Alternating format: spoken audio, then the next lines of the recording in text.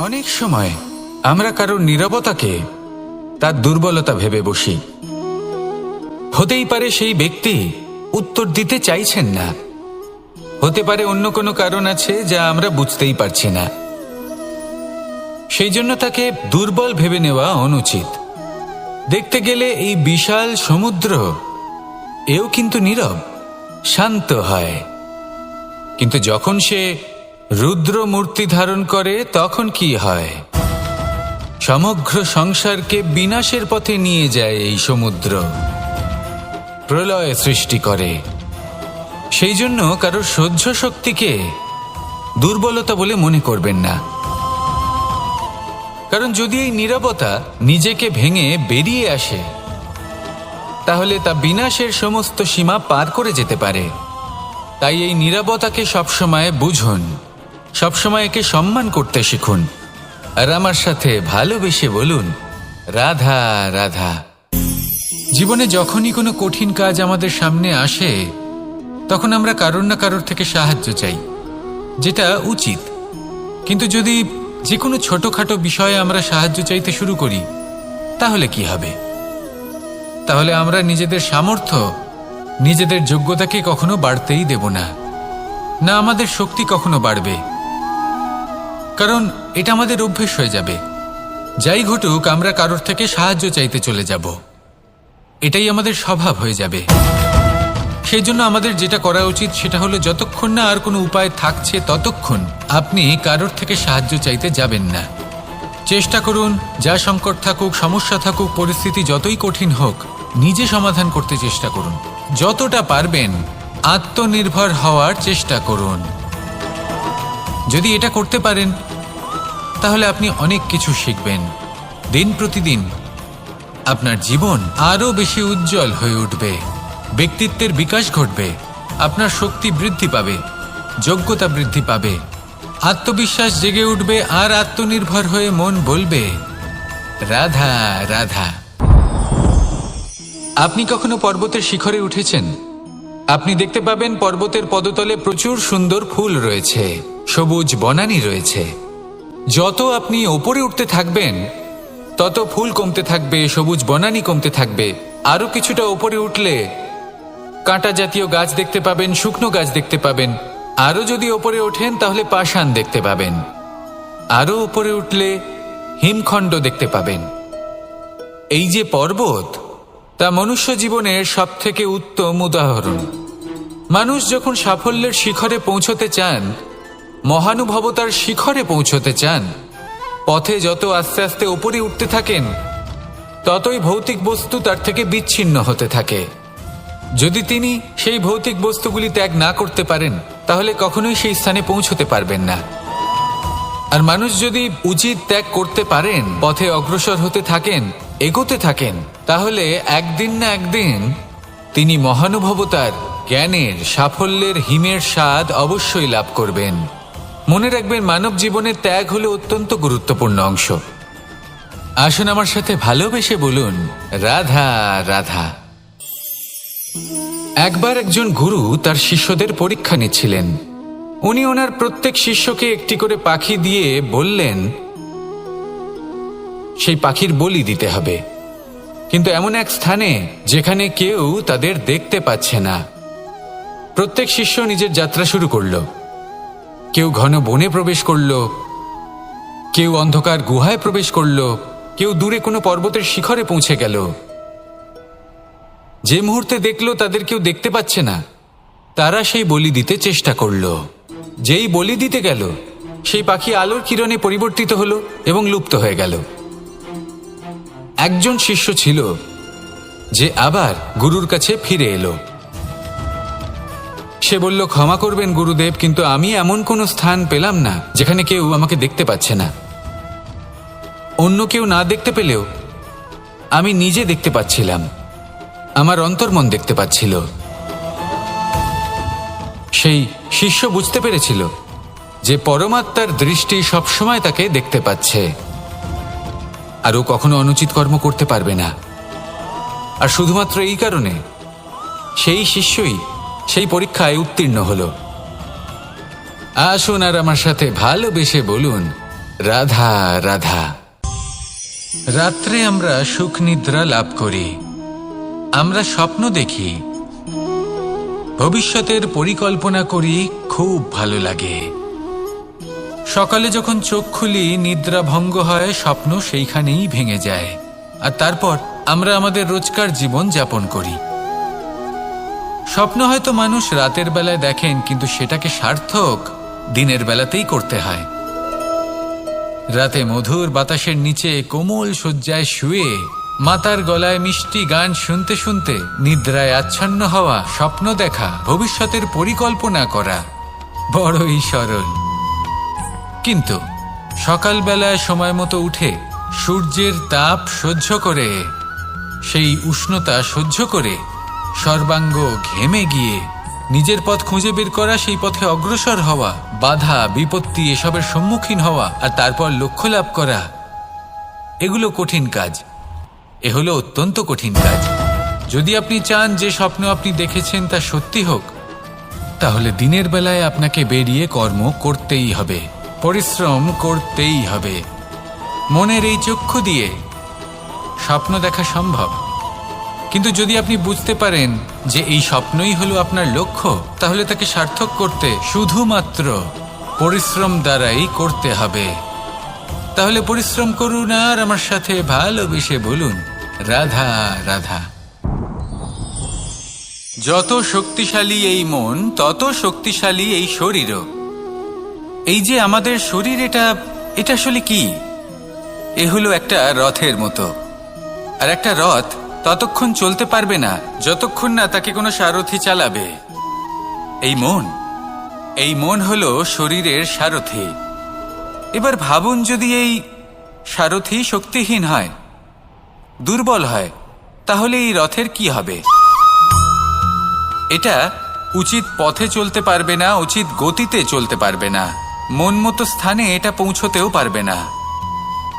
সেই জন্য মনের শক্তি অত্যন্ত প্রয়োজনীয়। এবার মনের শক্তি আমরা কোথা থেকে লাভ করি? দৃঢ়তার শক্তি থেকে। এবার এই শক্তি আমরা কিভাবে বাড়াতে পারি? আমরা প্রতিদিন কিছু নতুন স্থির করি, কিছু ছোট কিছু বড়, আর যেই আমরা নতুন কিছু পূর্ণ করি, আমাদের মনের শক্তি বেড়ে যায়। আর যদি পূর্ণ না করতে পারি, মনের শক্তি কমে যায়। একটা দেওয়ালের মতো ছোট ছোট ছোট ছোট শিলা আমরা একটার পর একটা স্থাপন করে একটা দেওয়াল তৈরি করি। এতগুলো পাথর যখন একত্রিত হয়ে যায়, তখন এমন এক দেওয়াল তৈরি হয় যাকে ভাঙা প্রায় অসম্ভব হয়ে দাঁড়ায়। সেরকমই হয় মন এবং দৃঢ়তা। ছোট ছোট কাজ করে নিজের লক্ষ্য পূর্ণ করুন। এই লক্ষ্য যদি পূর্ণ হয়, তবে মনের শক্তি বাড়বে।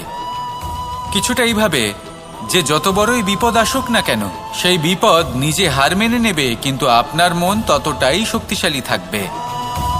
তাই মনের শক্তি বাড়াতে থাকুন, যাতে আপনি উচিত পথে চলতে পারেন, উচিত গতিতে চলেন, আর মনোবাঞ্ছিত স্থানে পৌঁছতে পারেন। তবেই এই মন প্রসন্ন হয়ে বলবে রাধা রাধা। আজ আমরা দুই ধরনের ব্যক্তির বিষয়ে কথা বলবো। প্রথম জন হলেন যে প্রয়োজনের থেকে অনেক বেশি পরিমাণ ধন উপার্জন করে থাকেন। তার কাছে ততটা ধন থাকে যতটা তার প্রয়োজনও নেই, তারপরেও আরও ধন উপার্জন করতে চেষ্টা করতে থাকেন। সকল সম্ভব চেষ্টা করেন, সকল সম্ভব কর্ম করেন, তা সে উচিত কর্ম হোক বা অনুচিত, তাতে তাদের কিছুই যায় আসে না। তারা শুধুই এই সংসারের সকল সুখ ভোগ করতে চান, সকল স্বাচ্ছন্দ্য লাভ করতে চান। আজীবন তারা প্রচেষ্টাই করতে থাকেন। এবার এই করতে গিয়ে তারা ভারাক্রান্ত হয়ে সমস্যার সম্মুখীন হন। এনাদের সমগ্র জীবন এই চেষ্টাতেই চলে যায়, জীবন যাপন করার বদলে। অন্যদিকে আরেকজন ব্যক্তি, যিনি জানেন তার প্রয়োজন কতটুকু, আর শুধুমাত্র সেই পরিমাণ ধন অর্জন করেন, তার থেকে বেশি একটুও নয়। উনি যদি দুবেলা খেতে পান, মাথা গোজার ঠাঁই পেয়ে যান, সেটাই পর্যাপ্ত।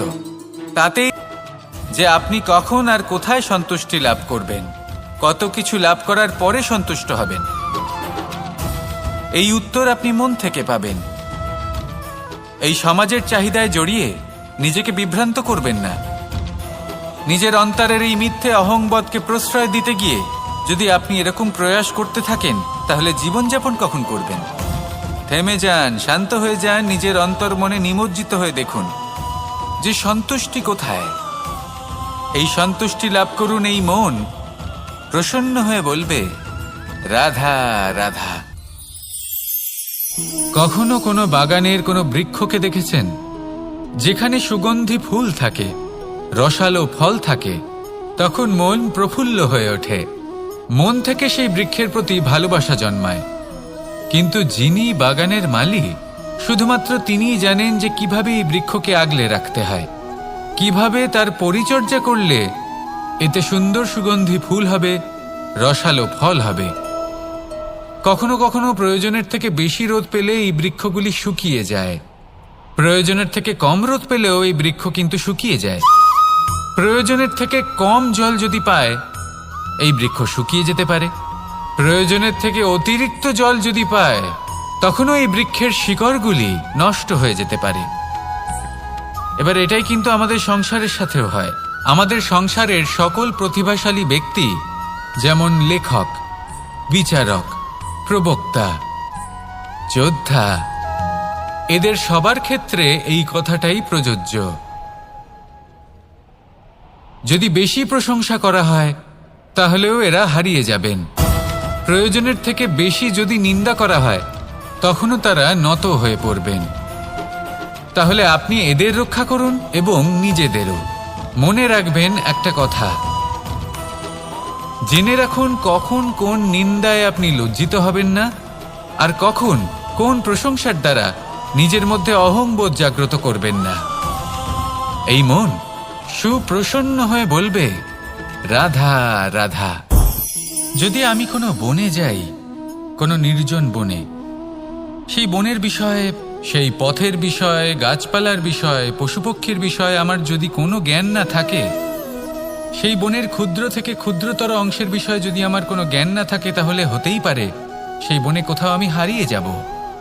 হয়তো এমনভাবে হারিয়ে যাব কোনোদিনও বাইরেই বেরোতে পারবো না। তাই সেই বনের বিষয়ে জ্ঞান লাভ করা আবশ্যক। এটাই হলো শিক্ষা। জীবনে বেশিরভাগ মানুষই কেন অসফল হন? ওনারা একটা লক্ষ্য স্থির করেন, কিন্তু সেই পথের বিষয়ে তারা পর্যাপ্ত জ্ঞান অর্জন করেন না। সেই পথে কি বিপদ আসতে পারে প্রত্যেকটা পৃষ্ঠার জ্ঞান তাদের নেই, আর সেই জন্যই তারা অসফল হন। আপনি জীবনে যখনই কোনো লক্ষ্য স্থির করবেন, কোনো লক্ষ্য সাধন করবেন, পরিকল্পনার সাথে সেই পথে অগ্রসর হন। সেই পথকে বোঝার চেষ্টা করুন, সেই পথের বিপদ সম্পর্কে জ্ঞান লাভ করুন, সব কিছু জানার চেষ্টা করুন, অজানা তথ্য আহরণ করুন, আর তারপর সেই লক্ষ্যের প্রতি নিজেকে সমর্পিত করুন। তবেই আপনি সাফল্য লাভ করবেন। আর এই মন প্রসন্ন হয়ে বলবে, রাধা রাধা। আপনি নিশ্চয়ই কখনো অনুভব করেছেন, যদি কোনো নির্মল ব্যক্তির কাছে গিয়ে বসেন তাহলে মনে নির্মল অনুভূতি হয়, এই মন শান্ত হয়ে যায়। সেইখানেই কোনো দুশ্চরিত্র মানুষের কাছে গিয়ে বসলে এই মন বিচলিত হয়ে যায়। কারণটা কি? কারণ যে ব্যক্তি নির্মল মনের, তিনি সবার মধ্যে নির্মলতা ছড়িয়ে দেন। আমাদের অন্তরে যা থাকে আমরা সেটাই সবার মধ্যে বিতরণ করি। যদি আপনি এই সংসারে শুভ বোধ ছড়িয়ে দিতে চান, তাহলে প্রথমে শুভ গ্রহণ করুন, তা অর্জন করুন। এই সংসারে জ্ঞানের শক্তি লাভ করুন, আর সেই জ্ঞানের শক্তি সংসারে বিতরণ করুন। শান্তি এবং সন্তোষ প্রদান করুন। কারণ যেমন বীজ এই সংসারে বপন করবেন, তেমনই ফল আপনি লাভ করবেন। যেমন দেবেন তেমন ফিরেও পাবেন। এই সংসারে জ্ঞান প্রদান করুন, শান্তি প্রদান করুন, সন্তুষ্টি প্রদান করুন। এই সংসারে ভালোবাসা বিতরণ করুন, আর এই প্রেম ভাব নিয়েই বলুন, রাধা রাধা। এই সংসারে সবথেকে বেশি মূল্যবান কি হতে পারে? সময়। সমগ্র পৃথিবীর সমগ্র সম্পত্তি ব্যবহার করেও সময়ের একটা মুহূর্ত লাভ করা যায় না, এতটাই বেশি মূল্যবান। আর এই সময়কেই আপনি হেলায় নষ্ট করতে থাকেন, এর সদ্ব্যবহার করেন না, নিজের স্বপ্ন পূরণ করেন না। আর যখন এই সময় পার হয়ে যায় তখন মনে হয় আর তো সময় অবশিষ্ট নেই। এটা হলো অনুচিত। তাই এই সময়ের সদ্ব্যবহার করুন, শ্রেষ্ঠ কর্ম করুন, সেই সকল কর্ম করুন যা আপনি করতে চান। সেই সকল স্বপ্ন পূরণ করুন। এই সময় ব্যর্থ হতে দেবেন না। এই সময় কারোর জন্য থেমে থাকে না। আর একবার এই সময় পার হয়ে গেলে আর আপনি তার সদ্ব্যবহার না করলে এই সময়ই এসে আপনার বিনাশ ঘটাবে। এই সময়কে সম্মান করুন আর আমার সাথে ভালোবেসে বলুন, রাধা রাধা। এই সংসারে দুই ধরনের মানুষ দেখা যায়, এক সরল, দুই জটিল। এবার এই যে সরল ব্যক্তি থাকে তাদের এই সমাজ দুর্বল মনে করে। এমনিতে দেখতে গেলে জলও সরল, বায়ুও সরল। ওনারা যেদিকে চাইবেন প্রবাহিত হতে পারেন, এনাদের যে আকার দেবেন সেটাই ধারণ করবেন। কিন্তু এরা বাস্তব রূপ ধারণ করলে তখন কি হয়? এই জল এমন এক ধারায় পরিণত হয় যে অনেক বড় বড় পাথরকে খণ্ডিত করে দিতে পারে। এই বায়ু এমন এক চক্রবাতে পরিণত হয় যা সংসারে বিনাশ ডেকে আনে। তাই যে ব্যক্তি সরল তার সরলতাকে সম্মান করুন, তাকে সম্মান করুন, তাকে ভালোবাসা দিন। আর আমার সাথে ভালোবেসে বলুন, রাধা রাধা। খেলা খেলতে কে না ভালোবাসেন? আমরা প্রত্যেকেই যখন সময় পাই, সুযোগ পাই, তখনই আমরা কোনো খেলা খেলি। খেলার সময় দুই ধরনের মানুষ ওখানে থাকেন, এক যারা অংশগ্রহণ করেন, আর দুই যারা দেখতে থাকেন, যারা দর্শক হয়ে দেখেন, যারা নিজের পক্ষের বিজয়ের ফলে উচ্ছ্বসিত হয়ে থাকেন, পরাজয়ের ফলে শোক পালন করেন, পরামর্শ দিয়ে থাকেন। আর বিজয়ী কে হন? বিজয়ী তিনি হন যিনি অংশগ্রহণ করেন। নির্বাচন আপনাকে করতে হবে, আপনি কি করতে চান? আপনি কি খেলোয়াড় হতে চান নাকি আপনি দর্শক হতে চান? যদি আপনি বিজয়ের আনন্দ লাভ করতে চান, সেই রোমাঞ্চ অনুভব করতে চান, তাহলে খেলতে হবে। ময়দানে আপনাকে নামতেই হবে। পরাজয়ের সম্ভাবনার ভয়ের সাথে আপনাকে লড়াই করতেই হবে। বিপক্ষের আহ্বানকে স্বীকার করতেই হবে, খেলোয়াড় হয়ে উঠতে হবে। তবেই এই বিজয়ের সম্ভাবনা থাকবে। আসলে কি, দর্শক হয়ে পরামর্শ দেওয়া অত্যন্ত সহজ, ময়দানে নেমে অংশগ্রহণ করা অত্যন্ত কঠিন। আর এখানে যেটা সহজ তা আপনাকে বিজয়ের পথে কখনোই নিয়ে যাবে না। আসুন আমার সাথে ভালোবেসে বলুন, রাধা রাধা। এই সংসারে মানুষ জন্মগ্রহণ করেন, বড় হতে থাকেন, পুরুষার্থ লাভ করেন, অর্জন করেন। অর্জন করা আসলে কি? বেশিরভাগ মানুষ বলেন অর্জন করা অর্থাৎ ধন সম্পত্তি অর্জন করা। আর কি অর্জন করা যায়? আর কি লাভ করা যায়? আসল প্রশ্ন হলো এটাই যে কি এমন আছে যা বাস্তব রূপে অর্জন করার যোগ্য। তা হলো ব্যবহার, জ্ঞান এবং সন্তোষ। কেন? কারণ আপনি যখন এই সংসার ছেড়ে চলে যাবেন, তখন আপনার ধন সম্পত্তি আপনাকে বিদায় জানাতে আসবে না। আপনাকে বিদায় জানাতে আসবে আপনার আপনজন, যাদের সাথে আপনার সুসম্পর্ক ছিল।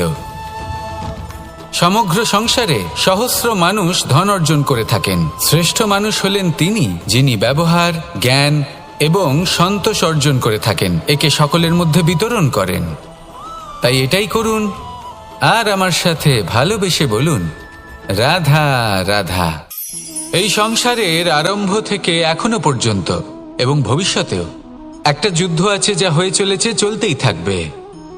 পাপ এবং পুণ্যের মধ্যে যুদ্ধ, সত্য এবং অসত্যের মধ্যে যুদ্ধ। এই যুদ্ধ চলেই আসছে। আর এই যুদ্ধে যারা লড়েন তাদের আমরা সবসময় জয় জয়কার করি। আর যারা এই জয় জয়কার করেন তাদের প্রত্যেকের একটা বিশেষ গুরুত্ব থাকে। যখনই কোনো যোদ্ধা যুদ্ধক্ষেত্রে ক্লান্ত হয়ে পড়ে, শক্তিহীন হয়ে পড়ে, তখন এরা জয় জয়কার করে, শঙ্খ বাজাতে থাকে। সেই যোদ্ধাকে অনুপ্রেরিত করে, শক্তি এবং সাহসে ভরিয়ে তোলে। আর তখন সেই যোদ্ধা সেই যুদ্ধকে এগিয়ে নিয়ে যেতে পারে। যখন শ্রীরাম লঙ্কা যাত্রা করার জন্য সেতু তৈরি করছিলেন, তখন একটা ছোট্ট মিষ্টি কাঠবিড়ালি নিজের মুখে মাটির টুকরো বয়ে নিয়ে গিয়ে তার সাধ্যমতো তাকে সাহায্য করছিল। শ্রীরাম দেখলেন এবং বললেন যে ও তো সবার মনোবল বৃদ্ধি করছে, সবাইকে প্রেরিত করছে, ও ও বলল যে আমি এত ছোট হয়েও যদি এই কাজ করতে পারি তাহলে আপনারা সবাই কেন পারবেন না। এটাই হলো সেই সকলের মাহাত্ম্য যারা জয় জয়কার করেন, অনুপ্রেরিত করেন, সাহস যোগান। ওনারা সেই ব্যক্তি যারা একজন যোদ্ধার মধ্যে যুদ্ধকে জয় করার শক্তি প্রদান করেন। আসুন আমার সাথে ভালোবেসে বলুন, রাধা রাধা। সংসারে আমাদের জীবনে যখন কোনো সুখ বা দুঃখ আসে, তার জন্য আমরা কাউকে না কাউকে অবশ্যই দায়ী করে থাকি, তাই না? এই ব্যক্তি আমাদের সাথে এরকম কাজ করেছেন, তাই আমার সাথে এমন হলো। ওই ব্যক্তি যদি এমনটা না করতেন তাহলে আজ আমি ওই স্থানে পৌঁছতে পারতাম। সবই আপনার দৃষ্টিভঙ্গির ওপর নির্ভরশীল, আর যদি আপনার দৃষ্টিভঙ্গি এমন হয় তাহলে তা অনুচিত। সত্যি কথা বলতে এই সংসারে ভিন্ন ভিন্ন ধরনের মানুষ আছে। এটা আপনার ওপর নির্ভর করছে কিভাবে তাদের স্বাগত জানাবেন। একবার ভাবুন, আমি আমার দুটো হাত সামনে নিয়ে এলাম, দুটো মুঠো খুলে দিলাম। দুই প্রকারের মানুষ আসবেন, কিছু না কিছু দিয়ে যাবেন। এই মুঠো যদি আমি বন্ধ করে দিই তাহলে না কেউ আমাকে কিছু দিতে পারবে, না আমার কিছু যাবে আসবে। নিশ্চয়ই বুঝতে পারছেন এই দুই ধরনের ব্যক্তি কারা এবং তারা কি দিয়ে যান। আমি যদি নিজের মুঠো খুলে দিই তাহলে কিছু ভালো মানুষ আসবেন, আমাকে আনন্দ, সন্তুষ্টি, জ্ঞান প্রদান করে যাবেন, ভালো অভিজ্ঞতা দিয়ে যাবেন। কোনো খারাপ ব্যক্তি যদি আসেন তাহলে তিনিও খারাপ অভিজ্ঞতা দেবেন, যার থেকে আমি শিক্ষা লাভ করব। এই সব কিছু আমি লাভ করতে পারি। মুঠো যদি বন্ধ করে রাখি তাহলে আমি কিছুই পাবো না।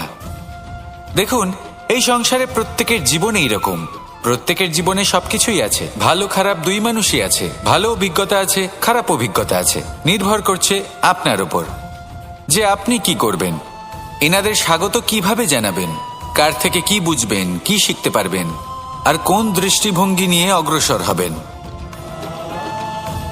এটাই নির্ধারণ করবে যে আপনার জীবন কেমন হবে। আসুন আমার সাথে ভালোবেসে বলুন, রাধা রাধা।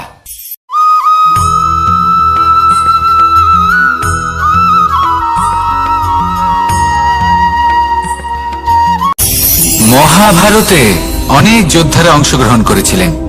সবাই ছিলেন শ্রেষ্ঠ কুলের। কেউ কেউ ছিলেন বড় বড় রাজ্যের রাজা, কেউ কেউ ছিলেন দেবতার পুত্র। এনারা সবাই অংশ নিয়েছিলেন। এনারা সবাই শ্রেষ্ঠ কুলের, প্রত্যেকে ভালো পরিবেশ পেয়েছেন।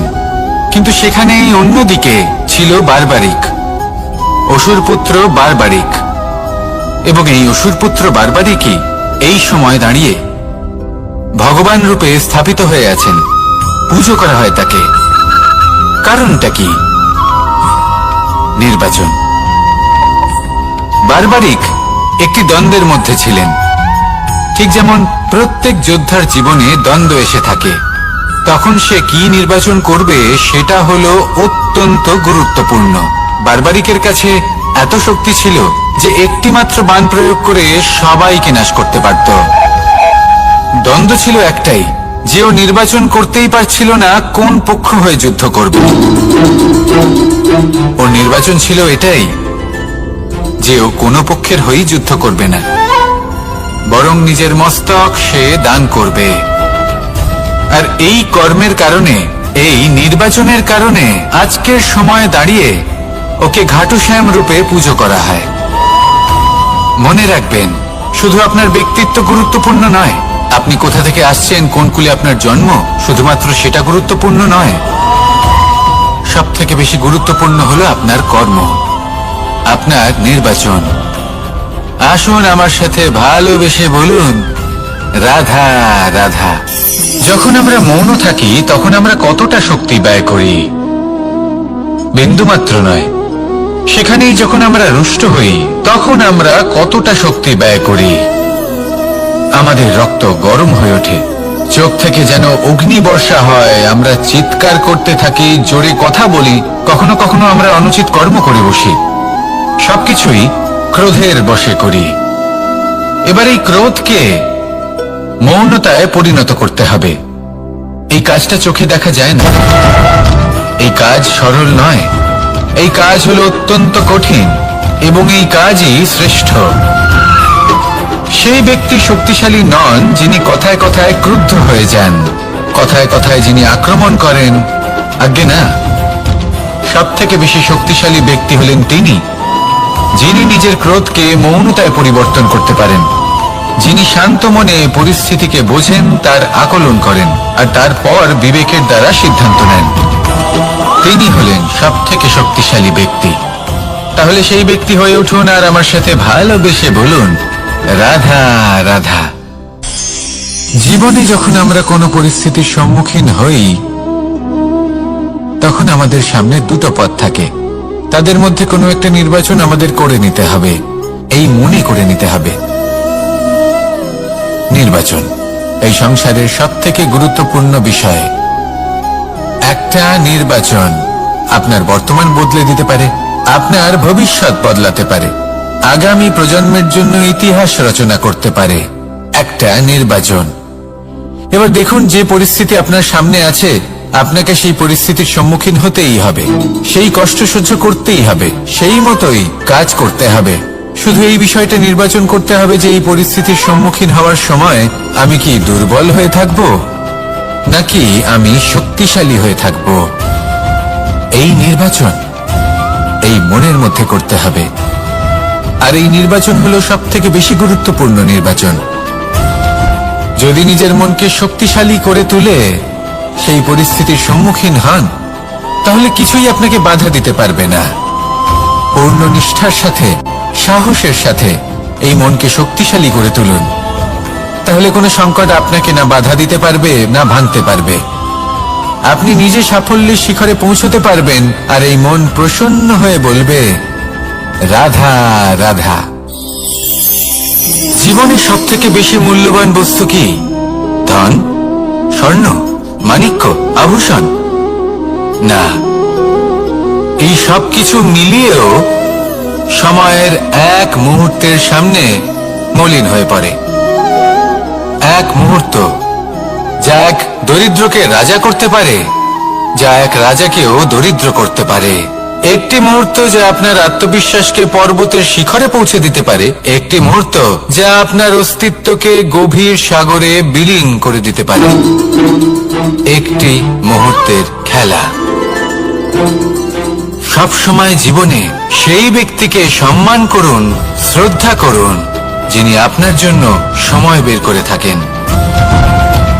সব সময় সেই ব্যক্তির প্রতি নিষ্ঠাবান থাকুন, যেই ব্যক্তি খারাপ সময় আপনার পাশে দাঁড়িয়ে থাকে। এই সময় সব থেকে বেশি মূল্যবান।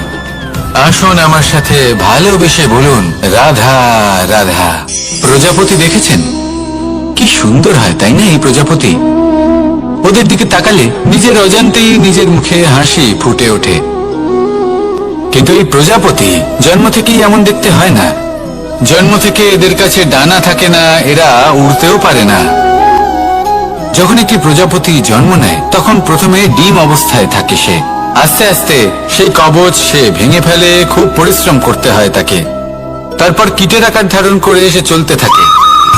অনেক কষ্ট সহ্য করতে হয়, অনেক পরিশ্রম করতে হয়। তারপর তার রূপ বদলে যায়, তারপরে তার ডানা গজায়, তারপরে সে উড়তে পারে। এই নিরন্তর পরিশ্রমই সাফল্যের মূল মন্ত্র হয়। কখনো কখনো প্রতিভাও কম পড়ে যায় যদি নিরন্তর পরিশ্রম না করা হয়, যদি সমর্পণের ভাব মনে না থাকে, দৃঢ় নিষ্ঠা না থাকে। আর কখনো কখনো সেই ব্যক্তি যার মধ্যে বিশেষ প্রতিভা থাকে না, সেই ব্যক্তি নিরন্তর পরিশ্রম করে, নিজের মনে সমর্পণের বোধ জাগিয়ে তোলে, দৃঢ় নিষ্ঠার সাথে কর্ম করে আর সাফল্য লাভ করে। সেই জন্য আপনি জীবনে যেখানেই পৌঁছে যান না কেন, নিরন্তর পরিশ্রম করতে থাকুন। তবেই আপনার ভবিষ্যৎ রঙিন প্রজাপতির মতন গগনচুম্বী হবে। তবেই এই সংসার আপনাকে দেখবে এবং নিজের অজান্তেই এই সংসার নিজের মুখে হাসি ফুটিয়ে তুলবে এবং এই সংসার আমার সাথে ভালোবেসে বলবে, রাধা রাধা। পুরাণে আমরা দেখেছি যে মাতা পিতা কতটা মহান হতে পারেন। কিভাবে শ্রী গণেশ নিজের মাতা পিতাকে পরিক্রমণ করলেন এবং পরম পূজনীয় হয়ে উঠলেন। কিভাবে ভক্ত শ্রবণ নিজের অন্ধ মাতা পিতাকে তীর্থযাত্রায় নিয়ে যাবেন বলে নিজের কাঁধে ওনাদের বসালেন এবং বয়ে নিয়ে গেলেন। এরকম অনেক অমূল্য শিক্ষা আমরা লাভ করে থাকি পুরাণ থেকে, কিন্তু এসব কথা হলো পুরাণের কথা। কথা বলা যাক আমাদের জীবন নিয়ে। আমাদের এই জীবনে আমাদের মাতা পিতা কেন আমাদের কাছে এতটা অমূল্য? কেন আমরা ওনাদের এতটা ভালোবাসি? কেন আমরা ওনাদের এত সম্মান করি? আর কেনই বা ওনাদের এতটা সম্মান করা উচিত?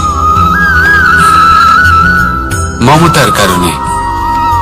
মায়ের মনের এক ধরনের মমতা, পিতারও এক ধরনের মমতা। এই দুইয়ের মমতা ভিন্ন, কিন্তু এনাদের দুজনের মমতার কেন্দ্রবিন্দু হলো এনাদের সন্তান। মাতা মমতার কারণে সকালে তাড়াতাড়ি উঠে পড়েন, খাবার তৈরি করেন, এটা ভাবেন যে আমার সন্তান যেন অভুক্ত না থাকে। অন্যদিকে পিতা ইচ্ছে না থাকা সত্ত্বেও নিজের মমতাবোধের কারণে নিজের সন্তানের প্রতি কঠোর হন, তাকে জ্ঞান প্রদান করেন, শিক্ষা প্রদান করেন, কারণ উনি চান যে ওনার সন্তান যেন পরবর্তীতে উন্নতি করে, কখনো অভুক্ত না থাকে। এটাই হলো মমতা মাতা পিতার। আর এই মমতা সংসারের অন্য কোথাও আপনি পাবেন না। তাই সবসময় নিজের মাতা পিতাকে সম্মান করুন, ওনাদের ভালোবাসুন, যতটা ইচ্ছে ভালোবাসুন।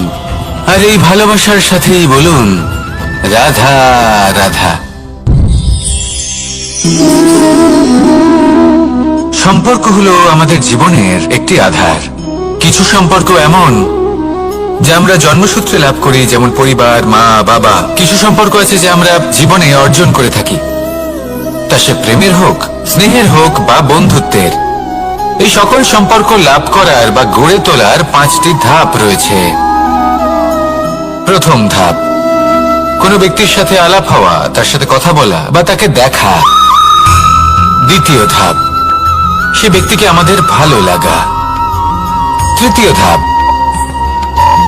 আমাদের এটা চাইতে শুরু করা যে জীবনে এই ব্যক্তি যেন আমাদের বন্ধু হন, আমাদের জীবনে থাকেন, বা আমাদের কাউকে ভালোবেসে ফেলা। আর এটা আমাদের ভাবা বা চাওয়া যে সেই ব্যক্তি যেন আজীবন আমার সাথে থাকেন, আমার জীবনে আমার সাথী হয়ে।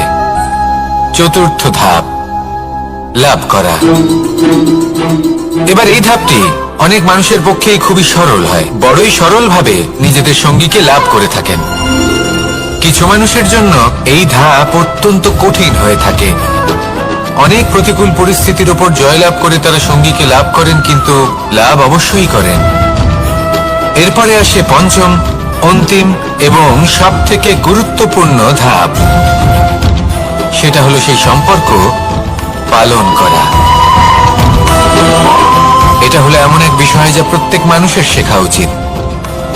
যদি ব্যক্তি নিজের জীবনে সম্পর্ক রক্ষা করতে শিখে যান, তবে প্রত্যেক সম্পর্ক তার জীবনকে স্বর্গ করে তুলবে। আসুন আর আমার সাথে ভালোবেসে বলুন রাধা রাধা।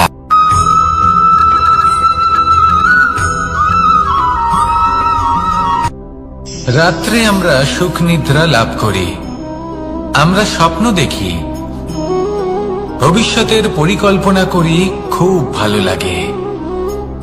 সকালে যখন চোখ খুলি, নিদ্রা ভঙ্গ হয়, স্বপ্ন সেইখানেই ভেঙে যায়। আর তারপর আমরা আমাদের রোজকার জীবন যাপন করি।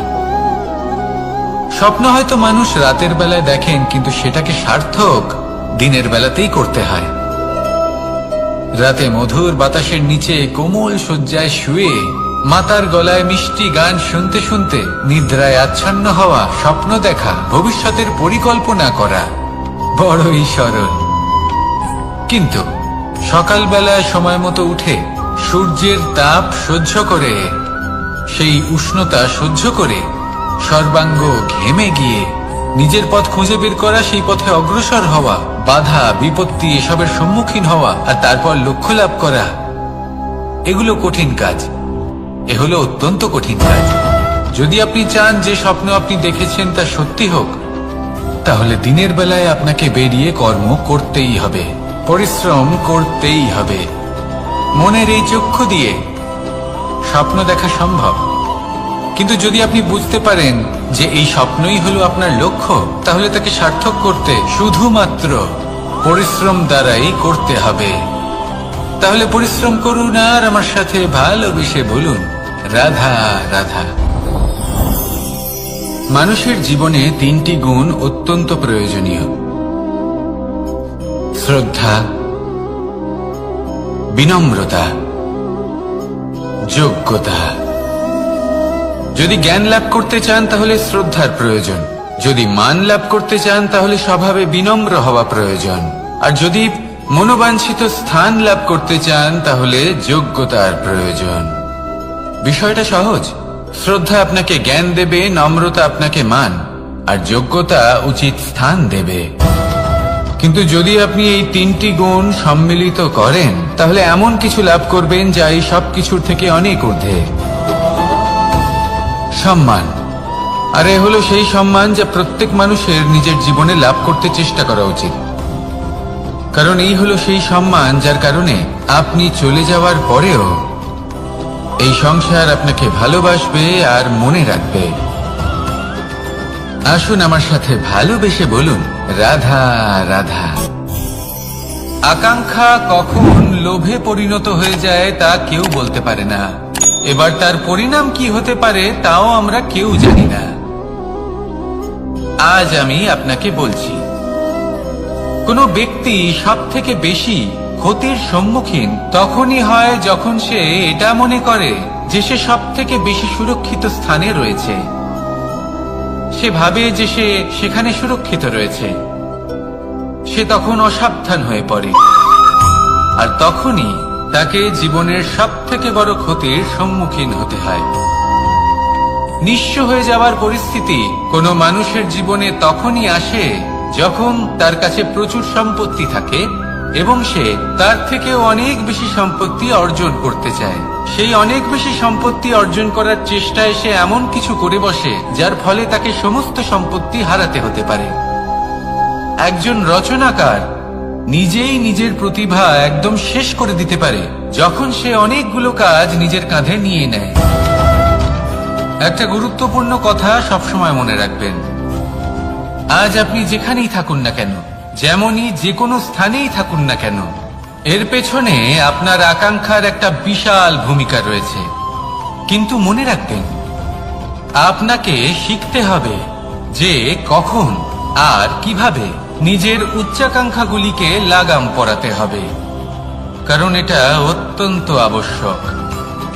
তাই আসুন আর আমার সাথে ভালোবেসে বলুন, রাধা রাধা। অনেক সময় আমরা জীবনে অনেক মানুষকে এমন বলতে শুনে থাকি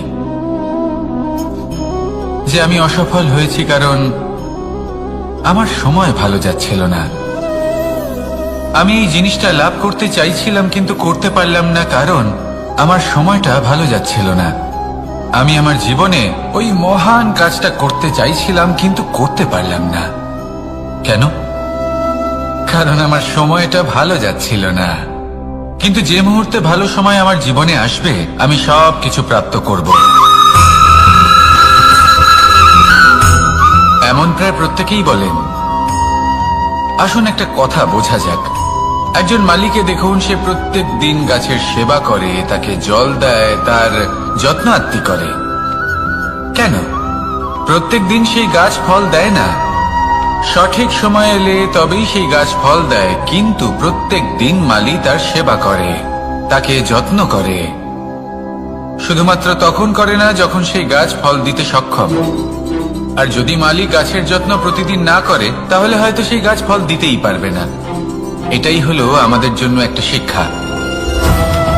যখন সময় আমাদের জন্য অপেক্ষা করে না তখন আপনি সময়ের জন্য কেন অপেক্ষা করছেন?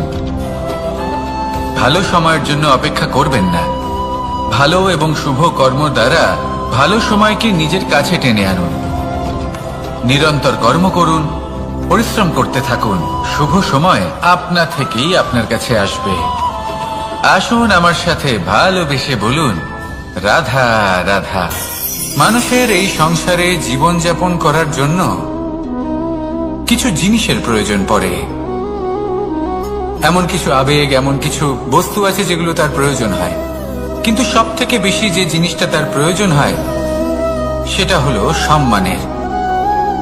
আমাদের ভালো লাগে যখন কেউ আমাদের সম্মান করে। আমরা কাউকে সম্মান করলে তারও সেটা ভালো লাগে। কিন্তু আপনি দেখবেন যে সংসারে বেশিরভাগ মানুষ দুটি মাপদণ্ডের ভিত্তিতে সম্মান করেন, হয় বয়স দেখে করেন বা উপার্জন দেখে, অর্থাৎ সেই ব্যক্তি কতটা উপার্জন করেন। এবার ভেবে দেখুন, এটা আবশ্যক নয় কারোর বয়স যদি বেশি হয় তার বুদ্ধিও ততটাই বেশি হবে। আবশ্যক এটাও নয় যে কোনো ব্যক্তি যদি অত্যন্ত ধনী হন বা তার মনও নির্মল হবে বা তিনি সৎকর্ম করবেন বা এমন কোনো কর্ম করবেন যাতে উনি সম্মান লাভ করতে পারেন। হতে পারে উনি ধনী কিন্তু দুশ্চরিত্র। সেই জন্য বয়স বা উপার্জন দেখে কোনো ব্যক্তিকে সম্মান করবেন না, কর্ম দেখুন। যদি গভীরভাবে ভেবে দেখেন তাহলে দেখবেন যদি কোনো মানুষ কোনো সৎকর্ম করেন তাহলে তার প্রতি হৃদয় থেকে সম্মান জাগ্রত হয়। এটাই হলো সেই সম্মান যা অর্জন করতে হবে। বয়স আজ আছে, কাল আরো বৃদ্ধি পাবে। উপার্জন আজ আছে, কাল সেটা কমে যেতেও পারে। কিন্তু যদি আপনি নিরন্তর শুভকর্ম করতে থাকেন তাহলে আপনি মৃত্যুর পরেও অমর হয়ে থাকবেন। আসুন আমার সাথে ভালোবেসে বলুন, রাধা রাধা। পাপ এবং পুণ্য, এই দুই হলো সংসারের এমন দুই বিন্দু যাকে কেন্দ্র করে এই সংসারের চক্র ঘুরতে থাকে। আমরা যদি কোনো কর্ম বিচার করি হয় পুণ্য নয় পাপের দৃষ্টিভঙ্গি দিয়ে, এটা হয় পুণ্য না হলে পাপ। কিন্তু এই পাপ এবং পুণ্য এই দুই নির্ভর করে প্রত্যেক মানুষের ওপর, তার চিন্তাধারা, তার পরিস্থিতির ওপর। ধরুন এমন একজন মানুষ যিনি অনেক দিন ধরে বনে পথ হারিয়েছেন, অনেক দিন হয়তো উনি কোনো খাবার খাননি। এবার এমন পরিস্থিতি চলে এসছে যে এবার যদি উনি খাবার না খান তাহলে হয়তো জীবিতই থাকবেন না। আর এমন অবস্থায় ওনার সামনে যদি কোনো প্রাণী আসে তাহলে তাকে শিকার করা এটা কিন্তু তার কাছে পাপ নয়, এটা তো জীবিত থাকার একমাত্র উপায়। এটা তার কাছে পুণ্য সম। আর যদি আমি এমন একজন ব্যক্তির কথা বলি যিনি সরল, যিনি একটি সুখী, শান্ত, সুরক্ষিত জীবনযাপন করছেন, তার কাছে কিন্তু এটা পাপ। এইরকমই এই সংসারে ভিন্ন ভিন্ন পরিভাষা আছে পাপ এবং পুণ্যের।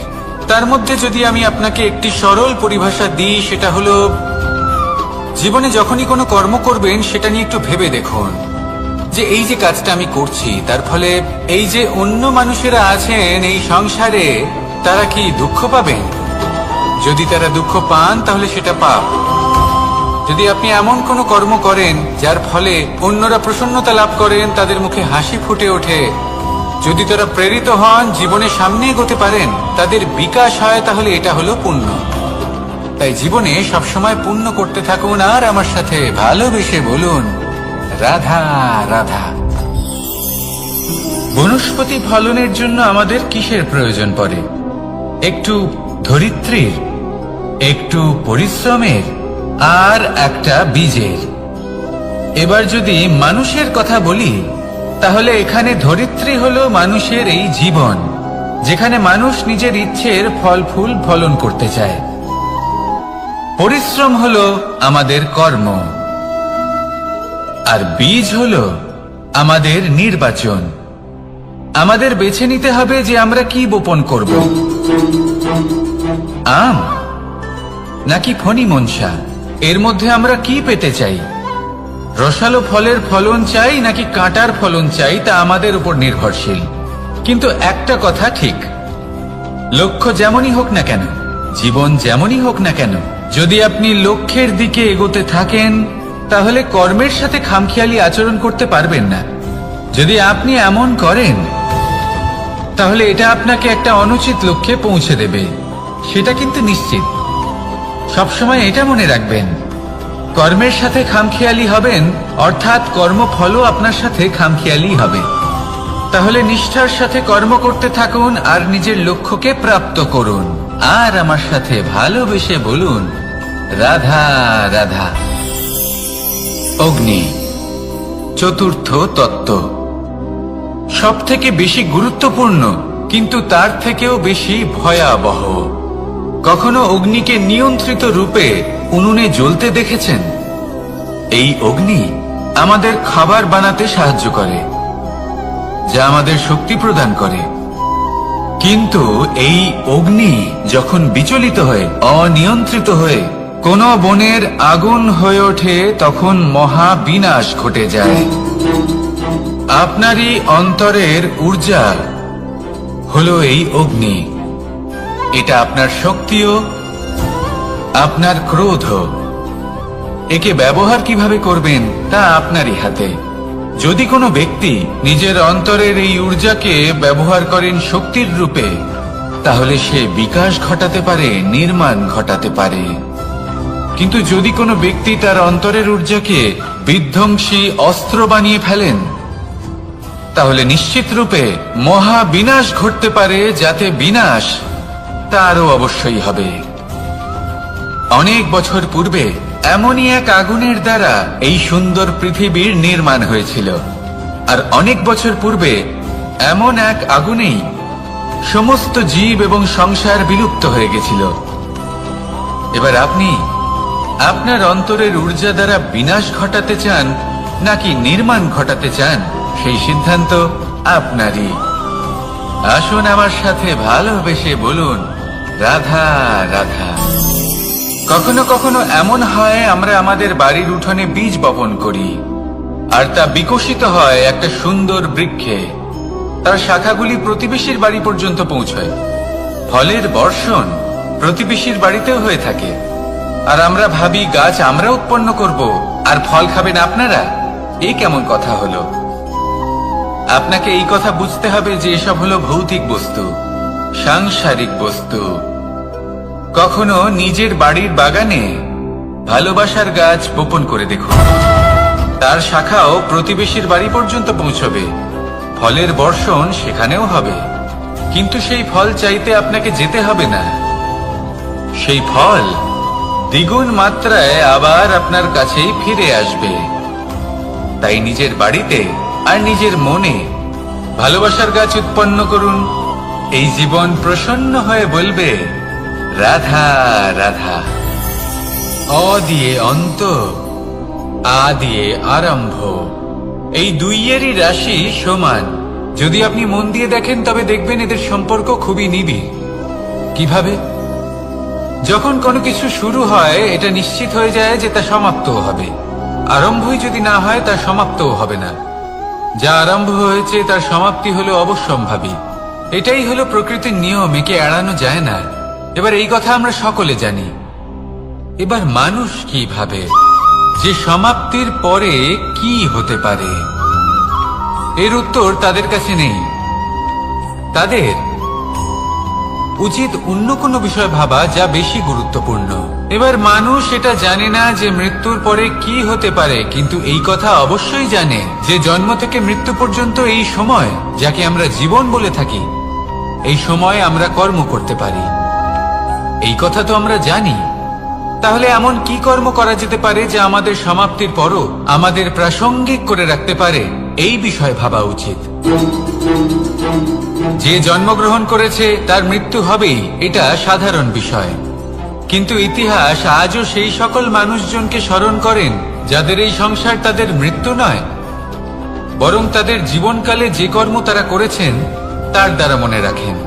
সেই কর্মের কারণে এই সংসারে তাদের নাম, তাদের কর্ম, তাদের ব্যক্তিত্ব, তাদের কীর্তি অমর হয়ে থাকে এবং থাকবে। আপনার কাছে এতটা সময় নেই যতটা আপনার মনে হচ্ছে আপনার কাছে আছে। সেই জন্য যত শীঘ্র সম্ভব শ্রেষ্ঠ কর্ম করুন, যতটা পারবেন ততটা অধিক সুকর্ম করুন। এই সংসারে নিজেকে অমর করে তুলুন আপনার মৃত্যুর পরেও। আর আমার সাথে ভালোবেসে বলুন, রাধা রাধা। ওমা, এ কি? আমি কখন থেকে এখানে অপেক্ষা করছি, হাত পেতে দাঁড়িয়ে রয়েছি যাতে একটা ফল আমার হাতে এসে পড়ে এবং সেটা আমি খেতে পারি। কখন থেকে অপেক্ষা করছি, কিন্তু সেটা হচ্ছেই না।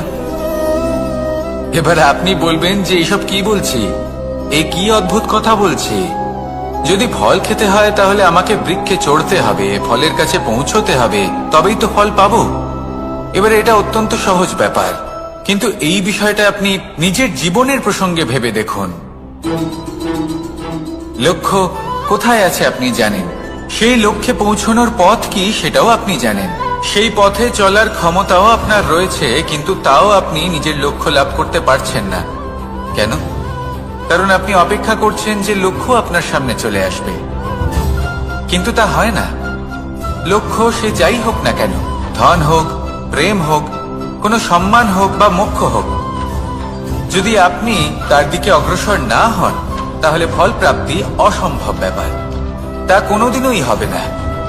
সেই জন্য আপনার চোখের সামনে আপনি যদি নিজের লক্ষ্যকে দেখতে পান তাহলে উঠুন এবং সেই দিকে অগ্রসর হতে শুরু করুন।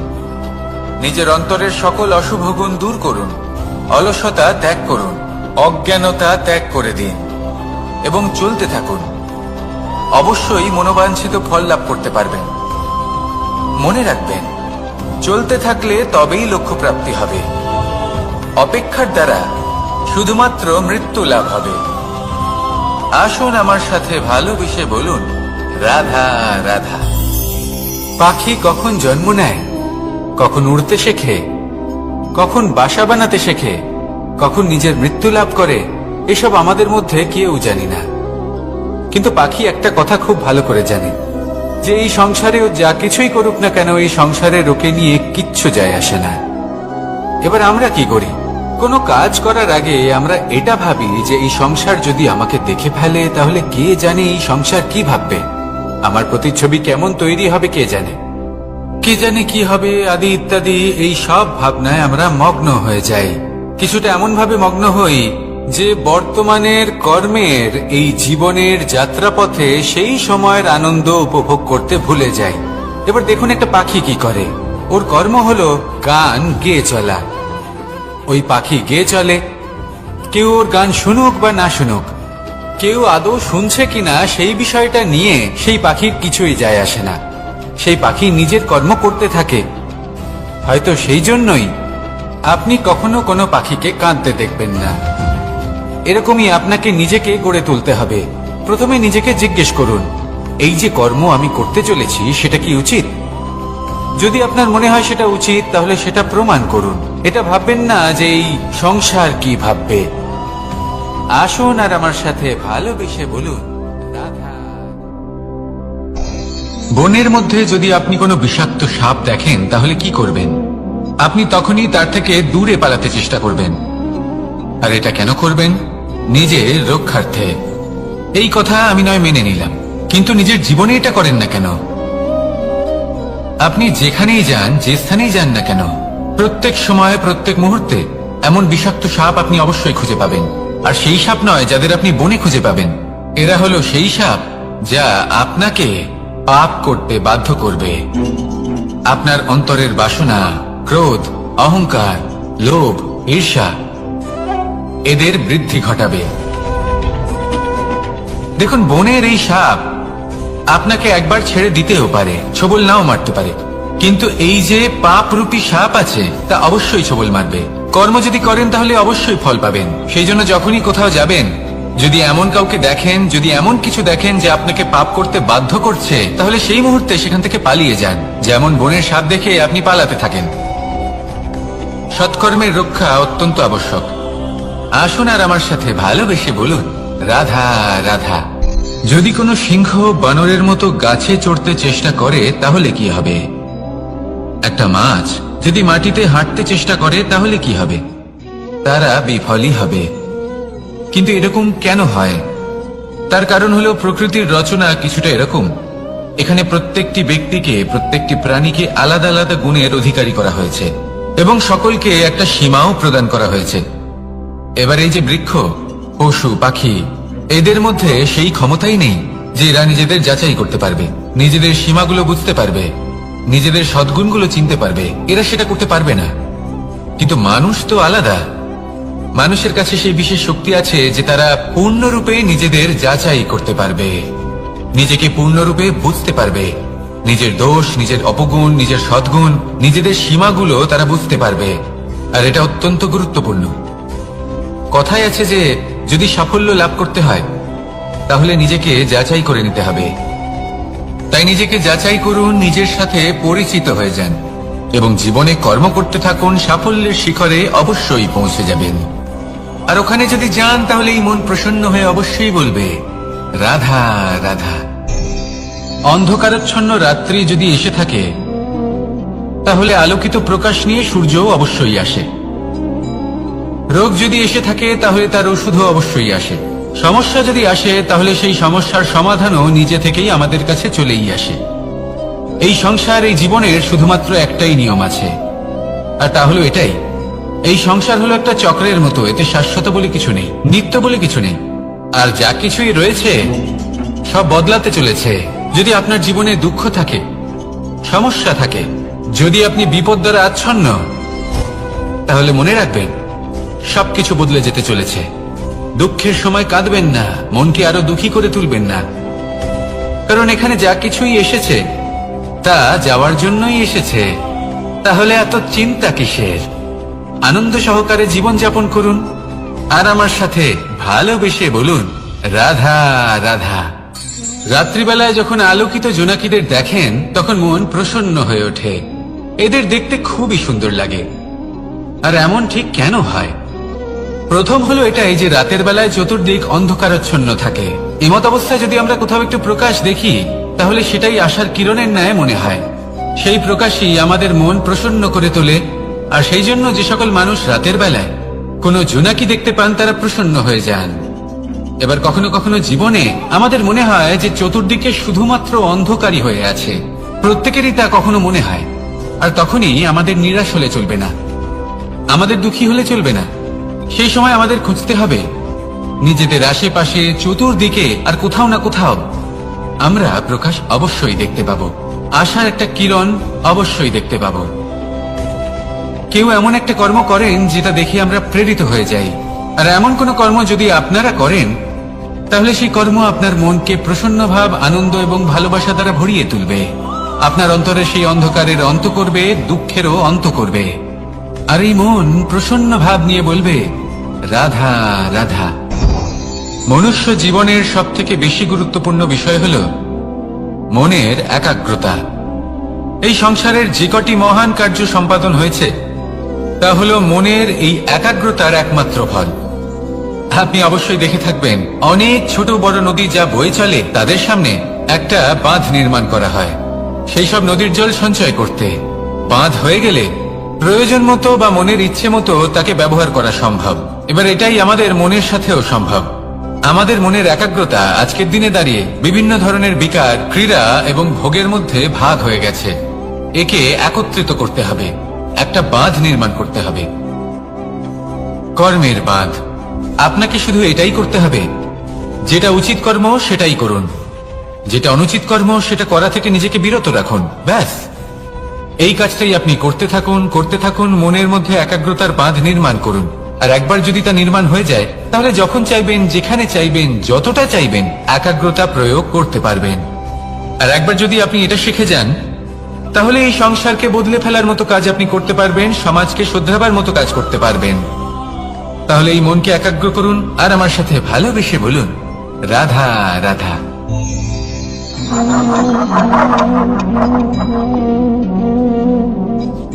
কোন ব্যক্তিকে নিশ্চয়ই দেখেছেন যিনি নিজে কাঠ কাটার এই কাজে নিপুণ এবং অভিজ্ঞ। এবার আপনারা দেখবেন যে তার মনোযোগ সমস্ত কাঠের ওপর থাকে না, তার মনোযোগ থাকে শুধুমাত্র একটা কাঠের ছোট্ট একটি অংশের উপর, যেখান থেকে তার টুকরো করা হচ্ছে। কিন্তু সেটা উনি কেন করেন? যদি এটা উনি না করেন তাহলে সেই কাঠ সঠিক পদ্ধতি এবং তাড়াতাড়ি কাটা যাবে না। জীবনেও তাই হয়ে থাকে। আপনি হয়তো কোনো লক্ষ্য স্থির করেছেন বা পথ নির্বাচন করেছেন বা কাজ স্থির করেছেন যেটা আপনি করেই ছাড়বেন। তাহলে নিজের সম্পূর্ণ মনোযোগ শুধুমাত্র তার উপর কেন্দ্রীভূত করুন। যদি আপনার মন এদিক ওদিক তাকাতে থাকে, অস্থির হয়ে পড়ে, বিচলিত হয়ে পড়ে, যদি তা হয়ে থাকে তাহলে আপনি অবশ্যই অসফল হবেন। তাই কর্মঠ থাকুন, নিরন্তর কর্ম করতে থাকুন এবং পূর্ণ মনোযোগ দিয়ে নিজের কাজ করুন। নিজের পথে অগ্রসর হন বা নিজের লক্ষ্য প্রাপ্ত করতে চেষ্টা করুন। তারপর দেখুন কি হয়, কিভাবে উচিত পথে এবং তীব্র গতিতে আপনার লক্ষ্য আপনার কাছেই পৌঁছে যায়।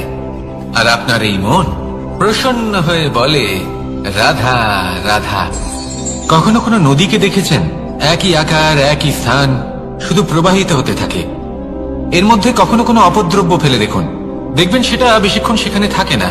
সেটা নদীর সাথে বইতে থাকে আর বয়ে যেতে যেতে সাগরে সমাহিত হয়ে যায়, আর শেষ পর্যন্ত সাগর সেটাকে তটে ফেলে দেয়। কিছুটা এমন হওয়া উচিত আমাদের বিচারধারাও।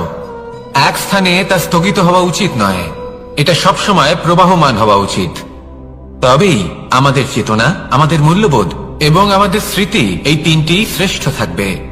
আর এটাই হলো পুকুর এবং নদীর মধ্যে পার্থক্য। নদীতে জল সবসময় বয়ে চলে, সেই জন্য পবিত্র থাকে, শুদ্ধ থাকে এবং পরিষ্কার থাকে।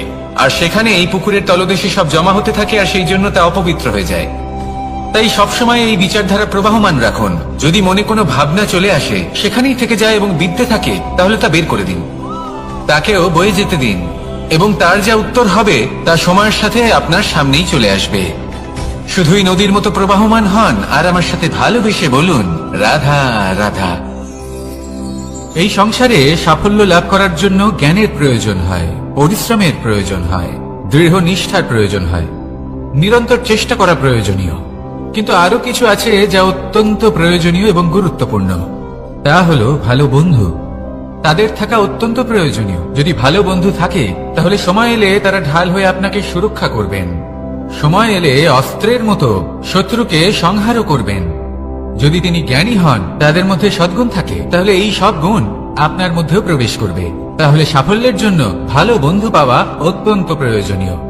কিন্তু শুধু বন্ধু কেন, ভালো শত্রুও থাকা প্রয়োজনীয়। এবার আপনি ভাববেন, এ আমি কি বললাম? যদি আপনার জীবনেও ভালো অর্থাৎ শক্তিশালী শত্রু থাকে, তাহলে আপনিও শক্তিশালী হতে থাকবেন। এই শত্রু আপনাকে প্রেরিত করবে আরো বেশি শক্তিশালী হয়ে ওঠার।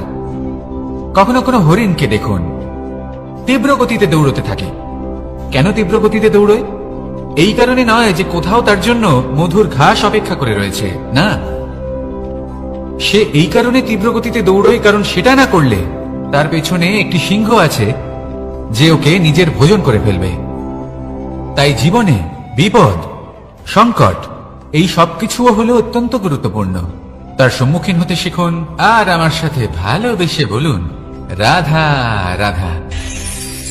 আমরা সবাই ফল খাই, কিন্তু আমাদের সেই ফলই প্রিয় হয় যে পরিপক্ক হয়ে ওঠে, যেটা নম্র হয়, আর যে ফল অনেক বেশি মিষ্টি আর সুস্বাদু হয়ে থাকে, যাদের রঙে বাহার দেখা যায়। সেইভাবে জীবনে আমরা নানান মানুষের সাথে পরিচিত হই, কিন্তু সেই মানুষই আমাদের মন ছুঁয়ে যায় যারা বিনম্র স্বভাবের, যাদের বাণী খুব মধুর, যাদের অন্তরে আত্মবিশ্বাসের একটা তেজ, একটা রং দেখা যায়। এবার এমন ব্যক্তি আমরা কি করে হব? ঠিক সেইভাবেই যেমন একটা ফল রোদ, বর্ষা, শীত, বায়ু, এই সকল সংকটময় পরিস্থিতির সম্মুখীন হয়ে পরিপক্ক হয়ে ওঠে, সেইভাবেই মানুষ সংকটময় পরিস্থিতির সম্মুখীন হয়ে পরিপক্ক হয়ে ওঠেন। যদি এই সংকটের সম্মুখীন হন, তাহলে অভিজ্ঞ হবেন, আর এই অভিজ্ঞতাই শিক্ষা দিয়ে যাবে। এই অভিজ্ঞতা আমাদের শিখিয়ে দেয় যে আমাদের বিনম্র থাকতে হবে। অহংকার করে কোনো লাভ নেই। মধুর বাণীর যে কি মূল্য তা আমরা শিখতে পারি।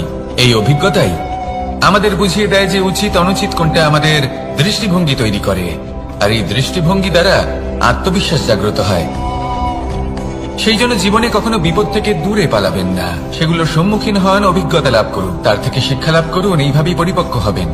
আসুন আমার সাথে ভালোবেসে বলুন, রাধা রাধা। ধন সঞ্চয় করা সম্ভব, আর সেই জন্য ধন সব থেকে বেশি মূল্যবান সম্পত্তি নয়। এবার আপনি বলবেন, এ আমি কি বলছি? এই ধন খুব মূল্যবান, আমরা সকলে অর্জন করতে ব্যস্ত। সেটা এই কারণে, কারণ আপনারা জানেন না এই সংসারের সব থেকে বেশি মূল্যবান সম্পত্তি কি। এ হলো সেই সম্পত্তি যা কখনো সঞ্চয় করা সম্ভব নয়। আপনার কাছে যতই ধন থাকুক, তা দিয়ে আপনি স্বাস্থ্য লাভ করতে পারেন, বাড়ি কিনতে পারেন, আদি ইত্যাদি, কিন্তু আপনি যতই ধনী হন না কেন, ফেলে আসা দিনের একটা মুহূর্ত আপনি লাভ করতে পারবেন না। এই একটা মুহূর্ত, এই সময়, এটাই হলো সংসারের সব থেকে মূল্যবান সম্পত্তি। একবার চলে গেলে তা কখনোই ফিরে আসে না। আর এই মুহূর্ত যতই চলে যাক না কেন, আমরা স্মৃতির মাধ্যমে সেগুলি যাপন করতে পারি, তার আনন্দ উপভোগ করতে পারি, আর যার সাথে আমরা সময় অতিবাহিত করেছি তার স্মৃতিতে আমরা চিরকাল জীবিত থাকতে পারি। সেই জন্য সময় সব থেকে মূল্যবান সম্পত্তি, তাকে এইভাবে নষ্ট করবেন না। প্রত্যেকটা মুহূর্ত উপভোগ করুন, আনন্দ করুন, আর ভালোবেসে বলুন, রাধা রাধা। কনক, কি সুন্দর একটা শব্দ। এর অনেকগুলো রূপ রয়েছে। অনেকগুলো অর্থ রয়েছে। প্রথম অর্থ হলো স্বর্ণ, অর্থাৎ সম্পত্তি। দ্বিতীয় অর্থ ধুতুরা, অর্থাৎ গাছের ছোট একটা বীজ, যা কিনা অত্যন্ত শক্তিশালী হয়। যদি বেশি মাত্রায় এর প্রয়োগ করা হয় তাহলে এটা বিষময় হয়ে উঠতে পারে। এই হলো সেই ধুতুরা যার প্রয়োগ মহাদেবের পুজোতে করা হয়। এবার প্রশ্ন হলো এটাই যে এই স্বর্ণ এবং এই ধুতুরার মধ্যে মিল কি রয়েছে। মিল হলো এটাই যে এই দুটোই মানুষকে মত্ত করে তোলে। ধুতুরা মানুষকে তখন মত্ত করে যখন তাকে সেবন করা হয়, কিন্তু স্বর্ণ, ধন সম্পত্তি, মানুষ এটা যতটাই অর্জন করে নেয় সেটাই যথেষ্ট।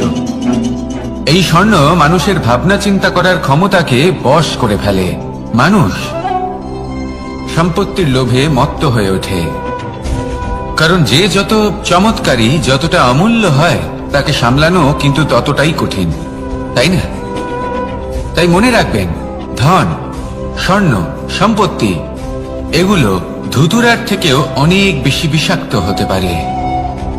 তাই এর উপর আত্মসংযমের একটা কবচ পরিয়ে রাখবেন এবং বিবেকের শক্তির সাথে এগুলো প্রয়োগ করুন, তবেই কল্যাণ হবে।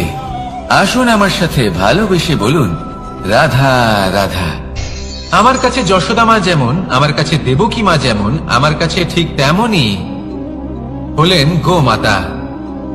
এবার ভেবে দেখার বিষয় হলো এটা যে এই সংসারে অসংখ্য প্রাণী আছে, একজন গাইকে একজন মায়ের মর্যাদা কেন দেওয়া হয়? তাহলে এর অনেকগুলো কারণ আছে। এই গাই অর্থাৎ গোমাতা, এনারা হলেন অত্যন্ত শান্ত, শান্তি প্রিয়, কখনো কারোর কোনো ক্ষতি করতেই পারেন না।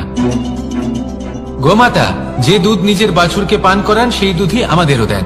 সেই দুধ পান করে আমরা শক্তি লাভ করি। এই দুধ থেকে আমরা মাখন, ঘি, পায়েস এইসব সুস্বাদু খাবার লাভ করি। গোমাতার গোবর আমাদের জ্বালানি হিসেবে সাহায্য করে, যার ফলে খুব কম সংখ্যক কাঠ ব্যবহার করা যায় এবং বেশিরভাগ জঙ্গল সুরক্ষিত থাকে। গোমাতার গোমূত্র সেটাও আমাদের কাছে লাভজনক।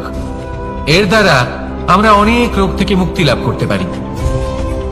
গোমাতা যখন একটি বাছুরকে জন্ম দেন তখন সেই বড় হয়ে আমাদের ক্ষেত কর্ষণ করে। সেই জন্য গাইকেও জীবনে মায়ের মর্যাদা দেবেন। যতটা সম্ভব তাকে সেবা করুন এবং ভালোবেসে তাকে পালন করুন। এই মন নিজে থেকেই প্রসন্ন হয়ে বলবে, রাধা রাধা। মধু কারই না পছন্দ বলুন তো?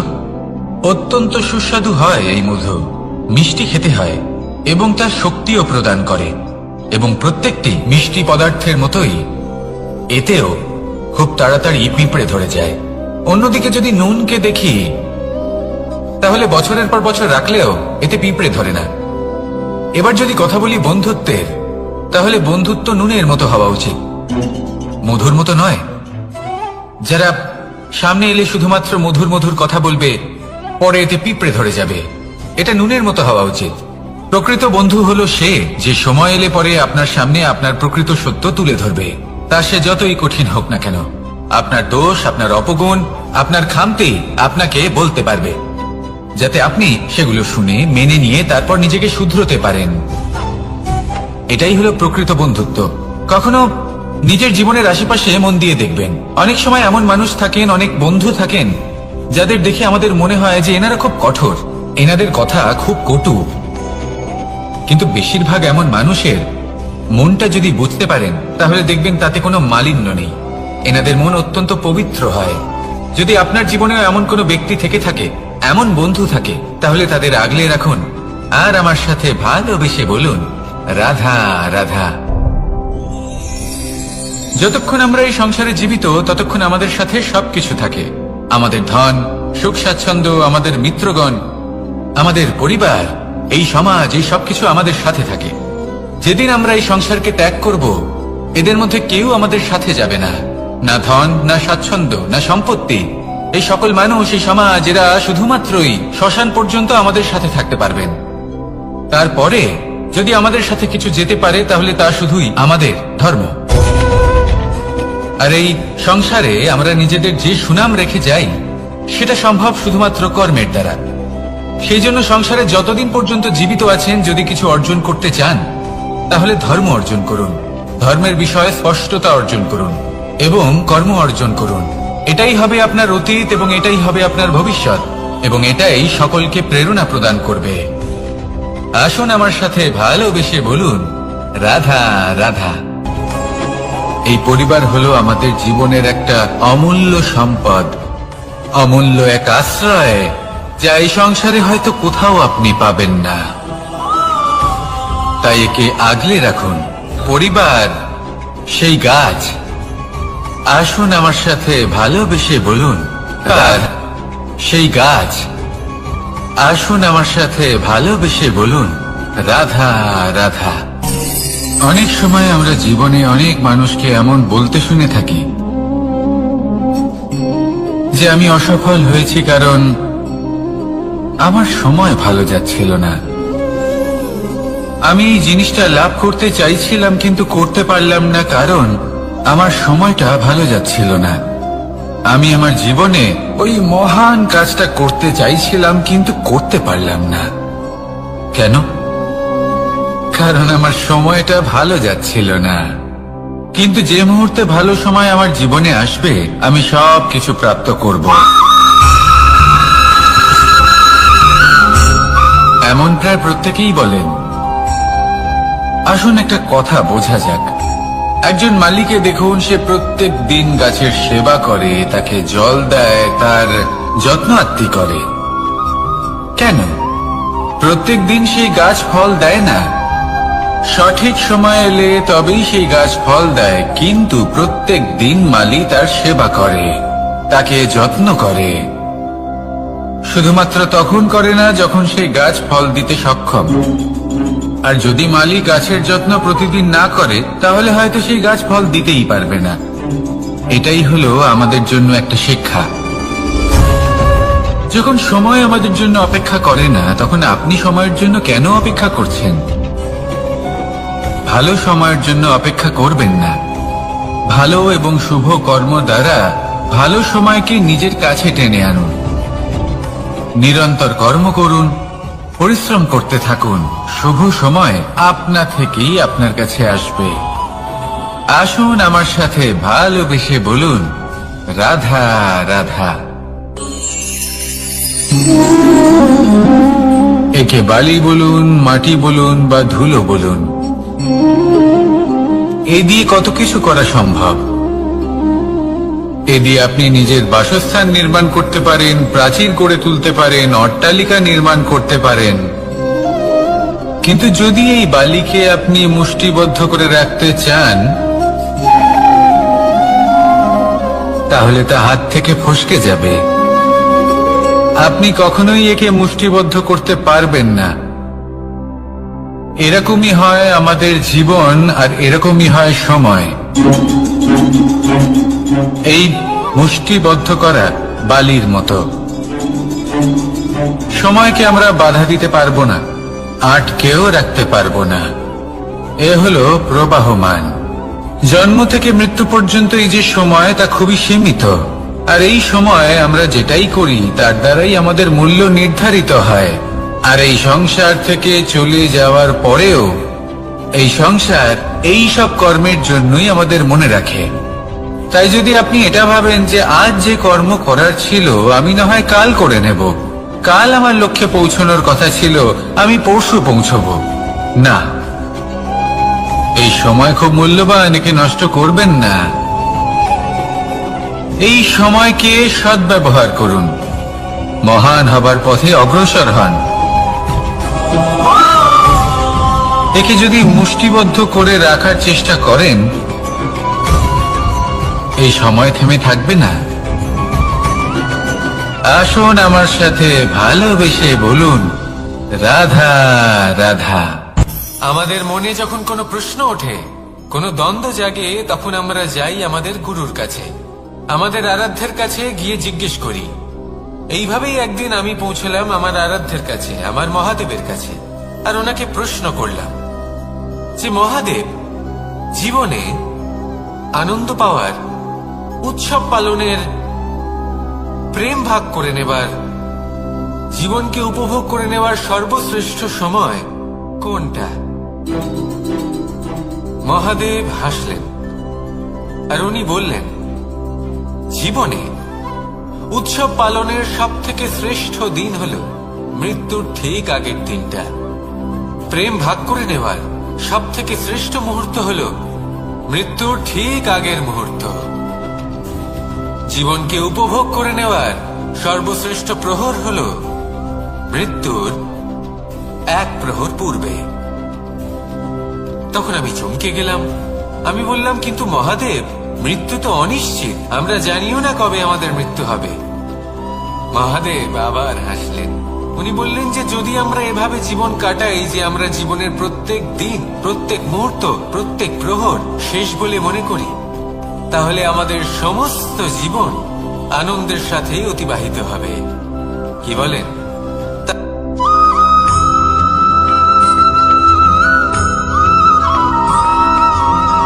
এই সংসারে কোনো বস্তু হোক বা ব্যক্তি হোক, তার একার গুরুত্ব কিন্তু খুব বেশি নয়।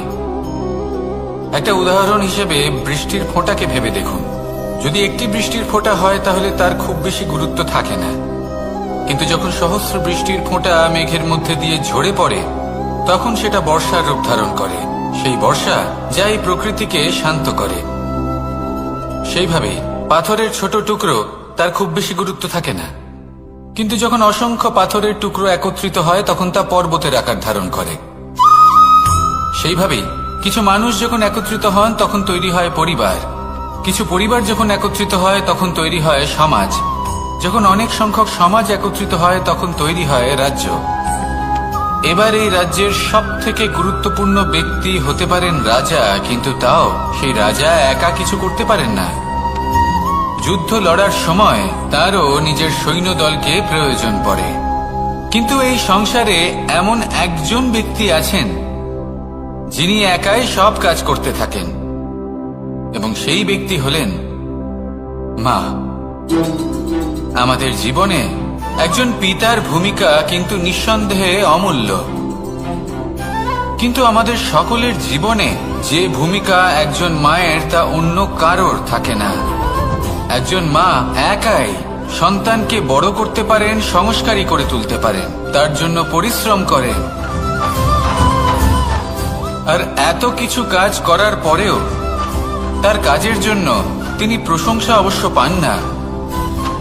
উল্টে যদি সেই সন্তান অনুচিত পথে চালিত হয়, অনুচিত কর্ম করে, তখন সেই মাকেই অপবাদের পাত্র হয়ে উঠতে হয়।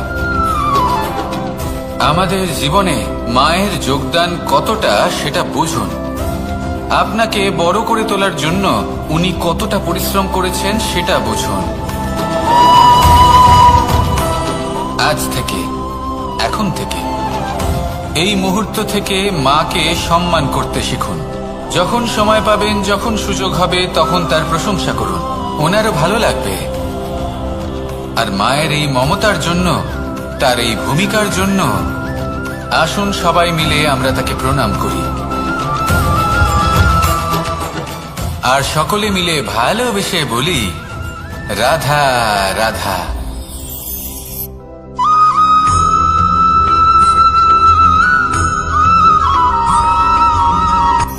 এই সংসারে সাফল্য লাভ করার জন্য জ্ঞানের প্রয়োজন হয়, পরিশ্রমের প্রয়োজন হয়, দৃঢ় নিষ্ঠার প্রয়োজন হয়, নিরন্তর চেষ্টা করা প্রয়োজনীয়।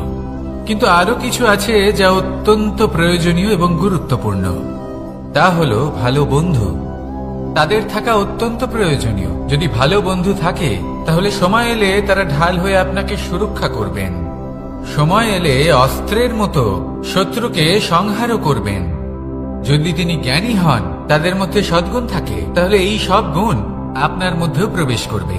তাহলে সাফল্যের জন্য ভালো বন্ধু পাওয়া অত্যন্ত প্রয়োজনীয়। কিন্তু শুধু বন্ধু কেন, ভালো শত্রুও থাকা প্রয়োজনীয়। এবার আপনি ভাববেন, আমি কি বললাম? যদি আপনার জীবনেও ভালো অর্থাৎ শক্তিশালী শত্রু থাকে, তাহলে আপনিও শক্তিশালী হতে থাকবেন। এই শত্রু আপনাকে প্রেরিত করবে আরো বেশি শক্তিশালী হয়ে ওঠার। কখনো কোনো হরিণকে দেখুন, তীব্র গতিতে দৌড়তে থাকে, কেন তীব্র গতিতে দৌড়য়?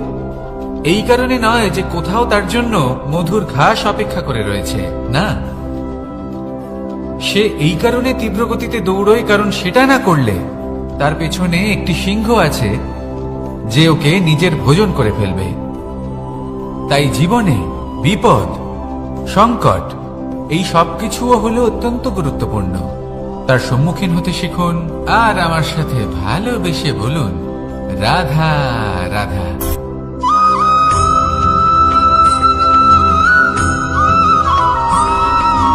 কথায় আছে, প্রত্যেক পুত্র তার পিতার প্রতিচ্ছবি হয়, আর সমস্ত প্রতিচ্ছবি চায় যেন সে তার অস্তিত্ব প্রাপ্ত করতে পারে। পুত্র চায় সে যেন তার পিতার মতো হয়, বা কখনো কখনো তার থেকেও শ্রেষ্ঠ হয়। সেটা কোনো অনুচিত ব্যাপার নয়। অনুচিত তখন হয় যখন পুত্র নিজের পিতার মতো হবার স্বপ্ন পূরণ করতে গিয়ে বা তার থেকেও শ্রেষ্ঠ হওয়ার স্বপ্ন পূরণে অনুচিত পথের আশ্রয় নেয়। কারণ তারপরে সে তার পিতার গুণগুলি আত্মসাৎ করতে চায় না। সে শুধুই এটা চায় যে সংসারের চোখে যেন আমি শ্রেষ্ঠ প্রমাণিত হই। এটা অনুচিত।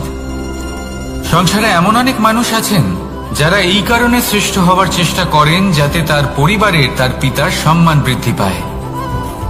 এমনও মানুষ থাকেন, আর এটাই হলো পার্থক্য উদ্দেশ্যের।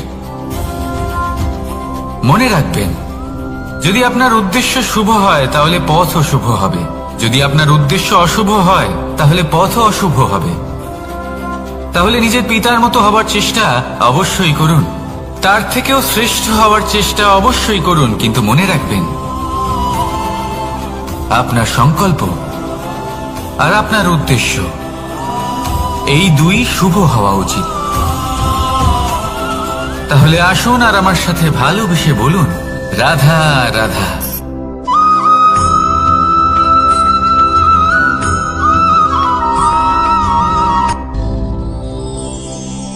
শিশিরের বিন্দু পাতার ওপর পড়ে আর তার গায়ে লেগে থাকে।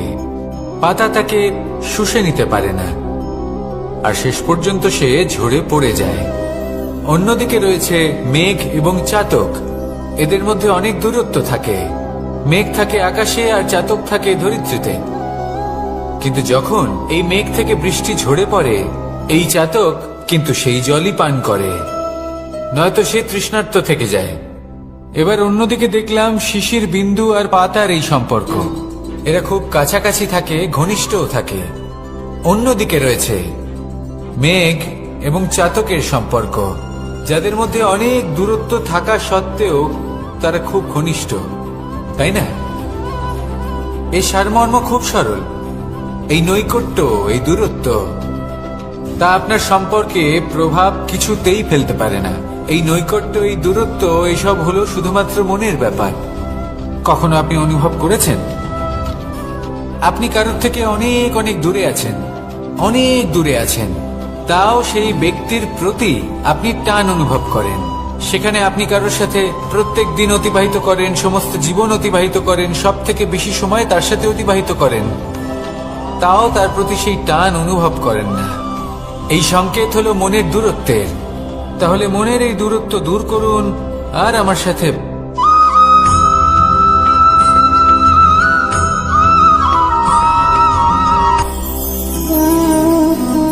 শক্তি এক অত্যন্ত বিচিত্র বস্তু, বা বলতে পারেন অনুভূতি।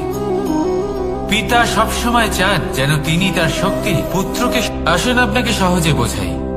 যদি আপনি সুপাত্র হন আর আপনাকে শক্তি দেওয়া হয়, তাহলে আপনি সেই শক্তির গুরুত্ব বুঝবেন, কোথায় সেই শক্তি প্রয়োগ করা উচিত সেটা বুঝবেন। আর এটা যেহেতু অর্জন করা শক্তি হবে, সেই শক্তির অপব্যবহার হবে না। কিন্তু যদি এই আপনি কুপাত্র হন আর যদি আপনাকে এই শক্তি দেওয়া হয়, তাহলে কি হবে? দেখতে গেলে এই শক্তি আপনি দান হিসেবে পেয়েছেন, তাই না আপনি এই শক্তির গুরুত্ব বুঝবেন আর না এর প্রয়োগ আপনি জানবেন। তার অপব্যবহার হওয়া সুনিশ্চিত। তাই যদি আপনি কোনো শক্তি অর্জন করতে চান, তাহলে আগে তার যোগ্য হয়ে উঠুন। পুত্র নয়, পাত্র হয়ে উঠুন। আর আমার সাথে ভালোবেসে বলুন, রাধা রাধা।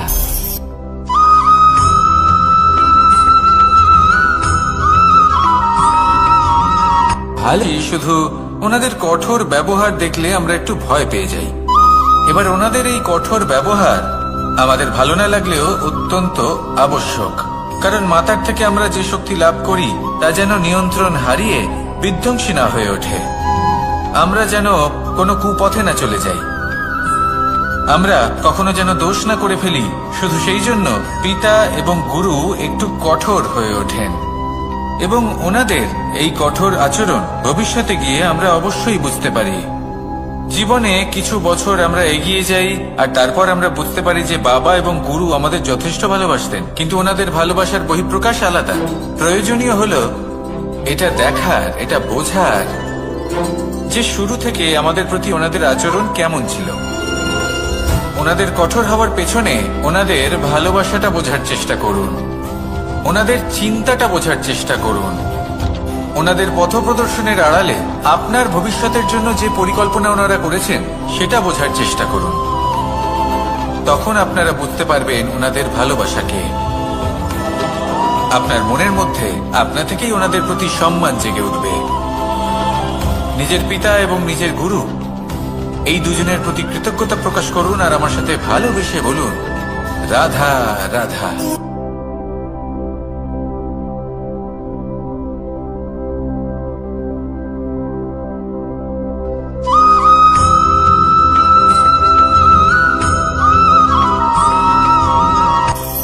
কখনো কোনো বাগানের কোনো বৃক্ষকে দেখেছেন যেখানে সুগন্ধি ফুল থাকে, রসালো ফল থাকে? তখন মন প্রফুল্ল হয়ে ওঠে, মন থেকে সেই বৃক্ষের প্রতি ভালোবাসা জন্মায়। কিন্তু যিনি বাগানের মালিক, শুধুমাত্র তিনিই জানেন যে কিভাবে এই বৃক্ষকে আগলে রাখতে হয়, কিভাবে তার পরিচর্যা করলে এতে সুন্দর সুগন্ধি ফুল হবে, রসালো ফল হবে। কখনো কখনো প্রয়োজনের থেকে বেশি রোদ পেলে এই বৃক্ষগুলি শুকিয়ে যায়, প্রয়োজনের থেকে কম রোদ পেলেও এই বৃক্ষ কিন্তু শুকিয়ে যায়। প্রয়োজনের থেকে কম জল যদি পায় এই বৃক্ষ শুকিয়ে যেতে পারে, প্রয়োজনের থেকে অতিরিক্ত জল যদি পায় তখনও এই বৃক্ষের শিকড়গুলি নষ্ট হয়ে যেতে পারে। এবার এটাই কিন্তু আমাদের সংসারের সাথেও হয়। আমাদের সংসারের সকল প্রতিভাশালী ব্যক্তি, যেমন লেখক, বিচারক, প্রবক্তা, যোদ্ধা, এদের সবার ক্ষেত্রে এই কথাটাই প্রযোজ্য। যদি বেশি প্রশংসা করা হয় তাহলেও এরা হারিয়ে যাবেন। প্রয়োজনের থেকে বেশি যদি নিন্দা করা হয় তখনও তারা নত হয়ে পড়বেন।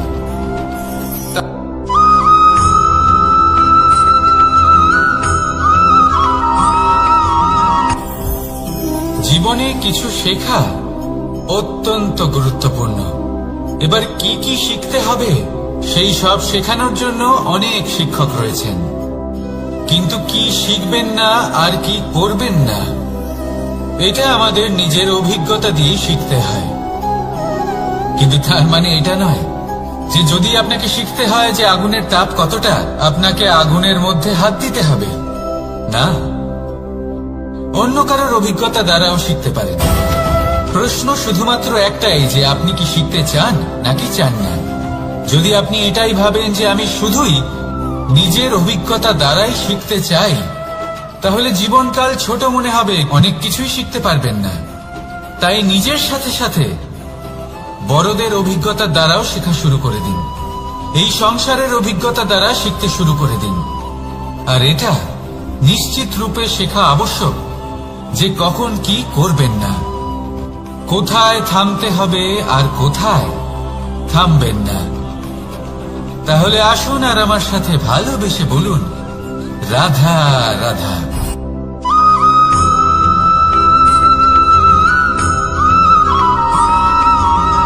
এই সংসারে সব থেকে বেশি কোমল বস্তু হলো রেশম। এই রেশম এতটাই কোমল হয় যে এর পুরো একটা থান শুধুমাত্র একটা হাতে ধরা সম্ভব। কখনো ভেবে দেখেছেন এই রেশম কিভাবে হয়? একটি কীট তার লালার দ্বারা উৎপন্ন হয়। এই কীট সেই রেশমকে পাক দিতে থাকে, পাক দিতেই থাকে, দিতেই থাকে, আর আস্তে আস্তে তার মধ্যেই জড়িয়ে পড়ে। শেষে ওর এই সুন্দর অমূল্য সৃষ্টি রেশমের এই সুতো তার নির্মাণ কার্য পূর্ণ হয়, কিন্তু তাতেই ও নিজে বন্দী হয়ে যায়। নিজেরই মায়াজালের এই বন্দী গৃহে নিজেই ফেঁসে যায়। এবার এই সুতোকে ব্যবহারযোগ্য করে তোলার জন্য এই কীটগুলিকে এই কবচের সাথেই ফুটন্ত জলে ফেলে দেওয়া হয়। এই সংসারে যদি আমাদের স্বপ্ন এই সংসারের দুঃখ হরণ করার জন্য, এই সংসারে সুখ বিতরণ করার জন্য হয়, তবেই আমাদের প্রগতি সম্ভব। যদি আমাদের এই স্বপ্ন শুধুই আমাদের এবং আমাদের স্বার্থ সিদ্ধির জন্য হয়, তাহলে এই স্বপ্ন আমাদের অন্ধ করে দেবে, আমাদের অন্ধকারের পথে নিয়ে যাবে, আর আমরাও সেই কীটের মতো হয়ে যাব। নিজেদেরই মায়াজালে আমরা নিজেই ফেঁসে যাব, আর শেষে আমরা যদি কিছু লাভ করি তা হবে একাকিত্ব, অন্ধকারময় মৃত্যু। তাই স্বপ্ন অবশ্যই দেখুন, কিন্তু এমন ভাবে স্বপ্ন দেখবেন না যে তার এই বন্দিগৃহে আপনি নিজেই ফেঁসে গেলেন। স্বপ্ন দেখুন পরোপকারে।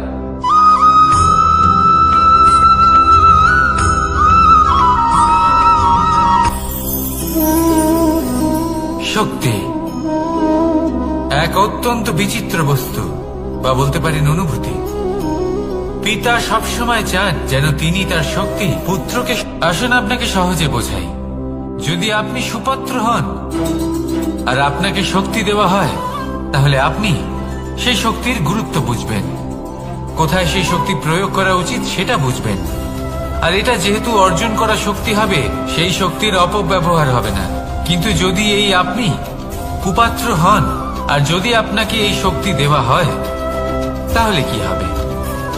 দেখতে গেলে এই শক্তি আপনি দান হিসেবে পেয়েছেন, তাই না আপনি এই শক্তির গুরুত্ব বুঝবেন, আর না এর প্রয়োগ আপনি জানবেন। তার অপব্যবহার হওয়া সুনিশ্চিত। তাই যদি আপনি কোনো শক্তি অর্জন করতে চান, তাহলে আগে তার যোগ্য হয়ে উঠুন। পুত্র নয়, পাত্র হয়ে উঠুন। আর আমার সাথে ভালোবেসে বলুন, রাধা রাধা।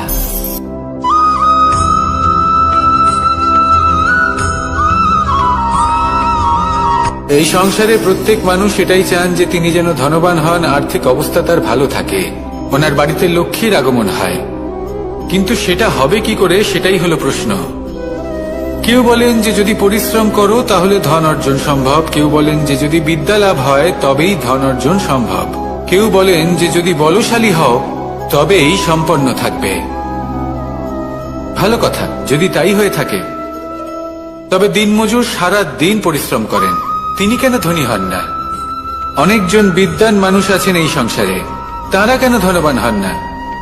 অনেক সংখ্যক বলশালী ব্যক্তি আছেন, তাদের কাছে ধন নেই কেন? তাদের কেন ধনের অভাব হয়?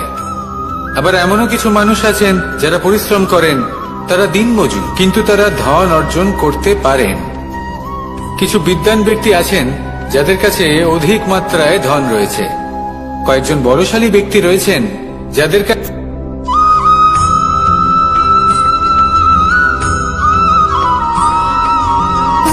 সুখ, দুঃখ এবং শক্তি, এই তিন হলো এই সংসারের ত্রিদেবের মতো।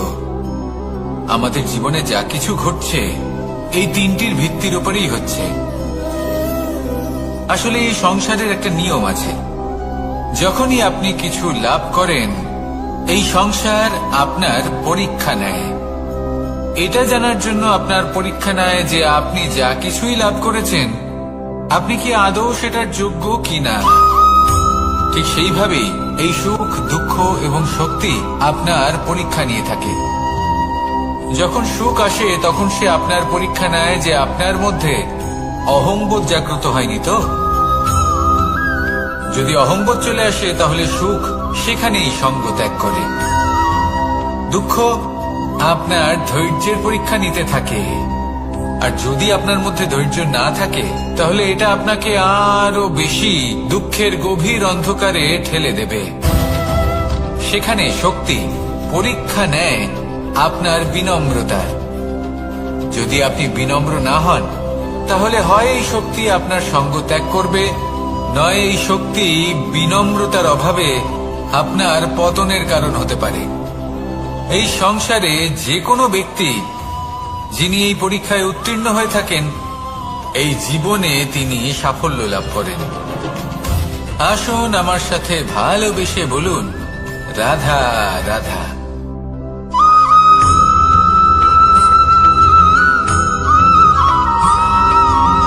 পঞ্চতত্ত্বের মধ্যে দ্বিতীয় তত্ত্ব হল ধরণী, ভূমি, যাকে আমরা ধরণী মাতা বলি। এই ধরণী ধৈর্য ধারণ করে, আর এর উপরেই আমাদের সমগ্র সংসার নির্ভরশীল। কারণ এই ভূমি সহ্য ক্ষমতা রাখে, এর সহ্য ক্ষমতা হল অপরিসীম।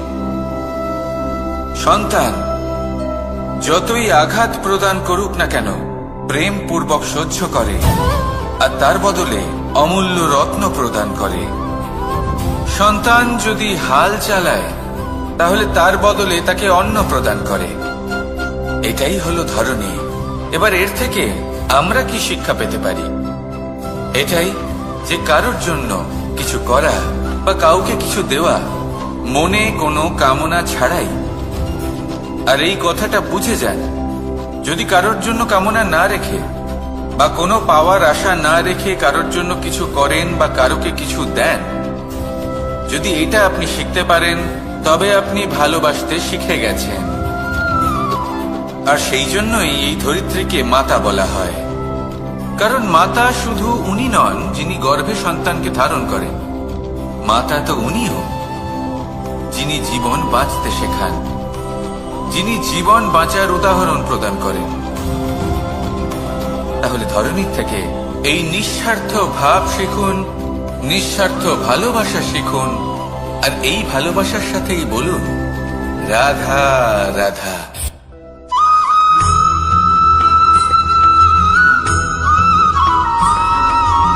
মানুষ জন্মগ্রহণ করে, তার সাথে ভয়েরও জন্ম হয়। ছোটবেলা থেকেই আমাদের মনে কোনো না কোনো প্রকারের ভয় থেকেই যায়। কেউ এই বিষয়ে ভয় পায় যে তার কোনো বস্তু তার থেকে দূরে চলে যাবে, কেউ এই বিষয়ে ভয় পায় যে আমি নিজেকে হারিয়ে ফেলব, কেউ এই ভেবে ভয় পায় যে আমার প্রিয়জনেরা তারা যেন আমার থেকে দূরে না চলে যায়, কেউ এই ভেবে ভয় পায় যে আমরা যেন পথ না হারিয়ে ফেলি, আদি ইত্যাদি। কিন্তু সত্যি কথা বলতে, ভেবে দেখুন এই ভয় বাস্তবে কি? শুধুই একটা মনস্থিতি, আর কিছুই নয়। যা কিছু আপনি জীবনে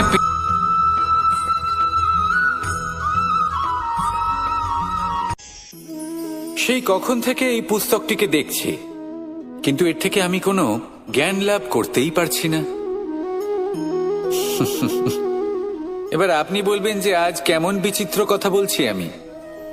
যদি এই পুস্তক থেকে আমাকে জ্ঞান লাভ করতে হয়, তাহলে শুধুই তাকিয়ে থাকলে হবে না। আমাকে এই পুস্তককে খুলতে হবে, পড়তে হবে, তাকে বুঝতে হবে, তবেই তো জ্ঞান প্রাপ্তি হবে। বড়ই সহজ একটা ব্যাপার, কিন্তু একে যাপন করা অত্যন্ত কঠিন, তাই না? আপনি নিজেকেই দেখে নিন। আপনার কাছে অনেক জ্ঞান রয়েছে। সহজ থেকে সহজতর জ্ঞানের কথা যদি বলি, আপনি এটুকু তো জানেন যে সত্যি কথা বলা ভালো কাজ, দান করা হলো পুণ্যের কাজ। আপনি জানেন যে পরিশ্রম করলে সাফল্য আসবে। এই জ্ঞান তো আমাদের কাছে রয়েছে, এমন অনেক জ্ঞান আমাদের কাছে রয়েছে, কিন্তু আলস্যের কারণে, অবহেলা করে আমরা শুধু এই জ্ঞান প্রয়োগ করতে পারি না, এই জ্ঞান যাপন করতে পারি না, একে আচরণে প্রয়োগ করতে পারি না। সেই জন্য দুঃখী হয়ে যাই। তাই আপনার কাছে যা যা জ্ঞান আছে, যা যা জ্ঞান আপনি লাভ করেছেন, সেই জ্ঞান যাপন করা শুরু করুন, জীবনে প্রয়োগ করতে শুরু করুন। এই মন প্রত্যেকটি মুহূর্তে প্রসন্ন থাকবে, আর লক্ষ্যপ্রাপ্ত করে এই মন বলবে, রাধা রাধা। আমি এইভাবে প্রত্যেকদিন নিজের সাথে কিছুটা সময় অতিবাহিত করি, সুচিন্তা করি, কারণ আমি এটা মনে করি যে আমার প্রতিদ্বন্দ্বী অন্য কেউ নয়, বরং আমি নিজেই। আর আমি চেষ্টা করি যে আমি যেন নিজেকে নিজের থেকে বেশি